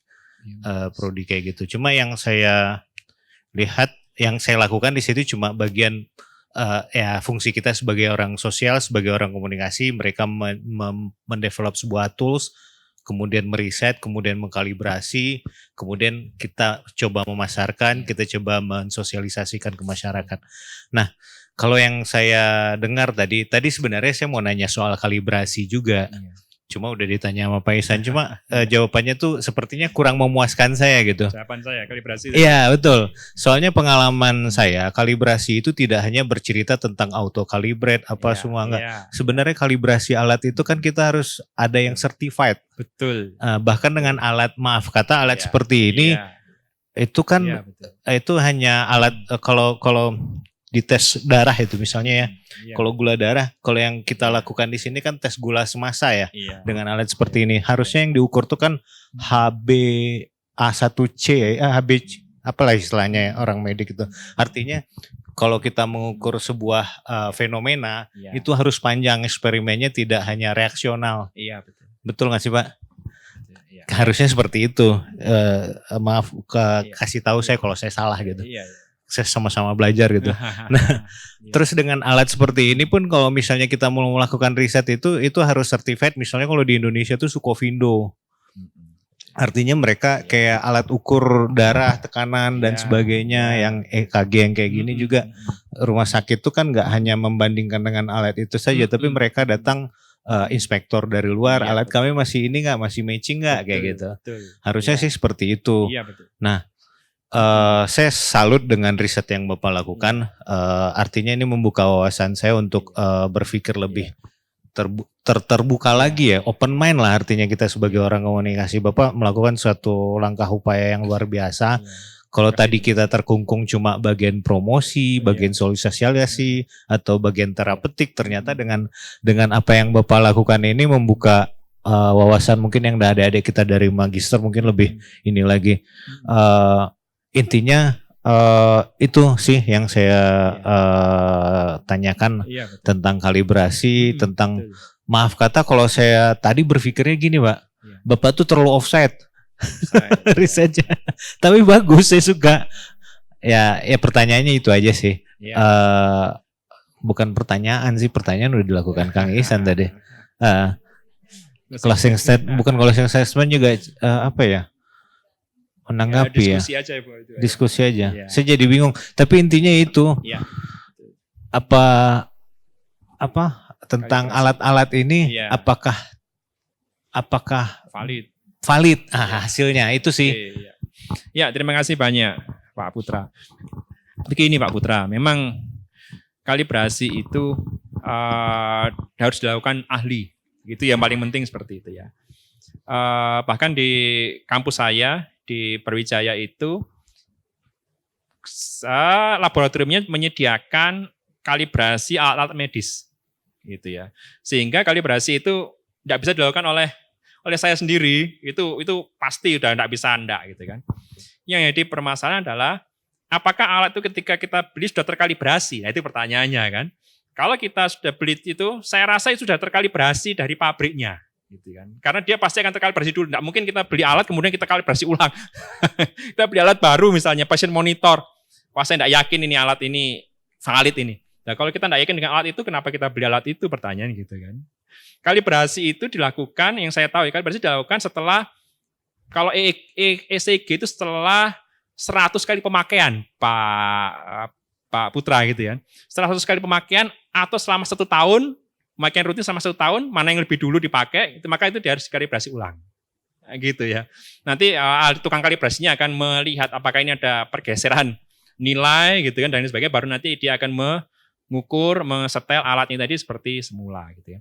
Tapi kalau kita beli baru gitu kan, dan itu masih, mohon maaf Pak Putra, misalnya beli baru dipakai 5 kali, 6 kali, saya rasa itu belum perlu dikalibrasi Pak Putra. Tapi kalau dipakai 100 kali, konsisten, terus menerus, nah setelah 100 kali ini maka saya curiga ke 101, itu datanya bisa jadi tidak valid karena itu perlu dikalibrasi ulang. Semoga menjawab pertanyaan Pak Putra. Dan yang kalibrasi bukan saya. Hal itu kita bawa ke tukangnya, ke teknisinya, nanti dikalibrasi di sana. Atau selama 1 tahun penuh. Saya tidak pernah pakai nih 40 kali pakai tapi sudah melewati 1 tahun gitu kan. Maka bisa tidak saya kalibrasi ulang? Ya bisa, boleh-boleh saja. Semoga menjawab. Jadi kalau sudah kalibrasi maka saya rasa itu sudah kembali valid gitu ya. Semoga menjawab pertanyaan Pak Putra. Oke, baik. Tidak terasa ya Pak Dewanto dan juga hadirin yang hadir di ruangan ini sudah hampir pukul 12.30. Artinya diskusi kita sangat menyenangkan sekali. 2 jam nonstop ya. Dan tentunya sebelum saya menutup forum ini, izinkan saya selaku moderator untuk menyampaikan sedikit refleksi sebagai moderator yang berkesempatan mengikuti keseluruhan diskusi hari ini. Pemaparan yang telah kita dengarkan mengingatkan kita bahwa perkembangan ilmu komunikasi dari hari ke hari semakin bergerak, semakin meluas gitu ya. Dan artinya kita juga bisa melihat bahwa penelitian komunikasi tidak hanya bertumpu pada ilmu komunikasi itu sendiri, tapi membuka kita sebut ruang-ruang atau sekat-sekat disiplin ilmu yang lain gitu ya. Yang tentunya ini juga memberikan insight bagi kita semua, dan saya mewakili peserta Pak mengucapkan terima kasih yang sebesar-besarnya kepada Pak Dewanto atas pemaparan yang begitu luar biasa. Ini sepertinya hadirin dan termasuk saya juga beres acara langsung buka artikelnya Pak. Langsung meminta bimbingan pada promotor masing-masing gitu ya. Baik rekan-rekan sekalian, para hadirin yang saya hormati, juga Bapak Ibu dosen, atas nama panitia yang diminta oleh Bu Yanti, saya memohon izin untuk undur diri. Para peserta sebelum meninggalkan ruangan, dimohonkan juga untuk melakukan sesi foto bersama. Terima kasih. Wassalamualaikum warahmatullahi wabarakatuh.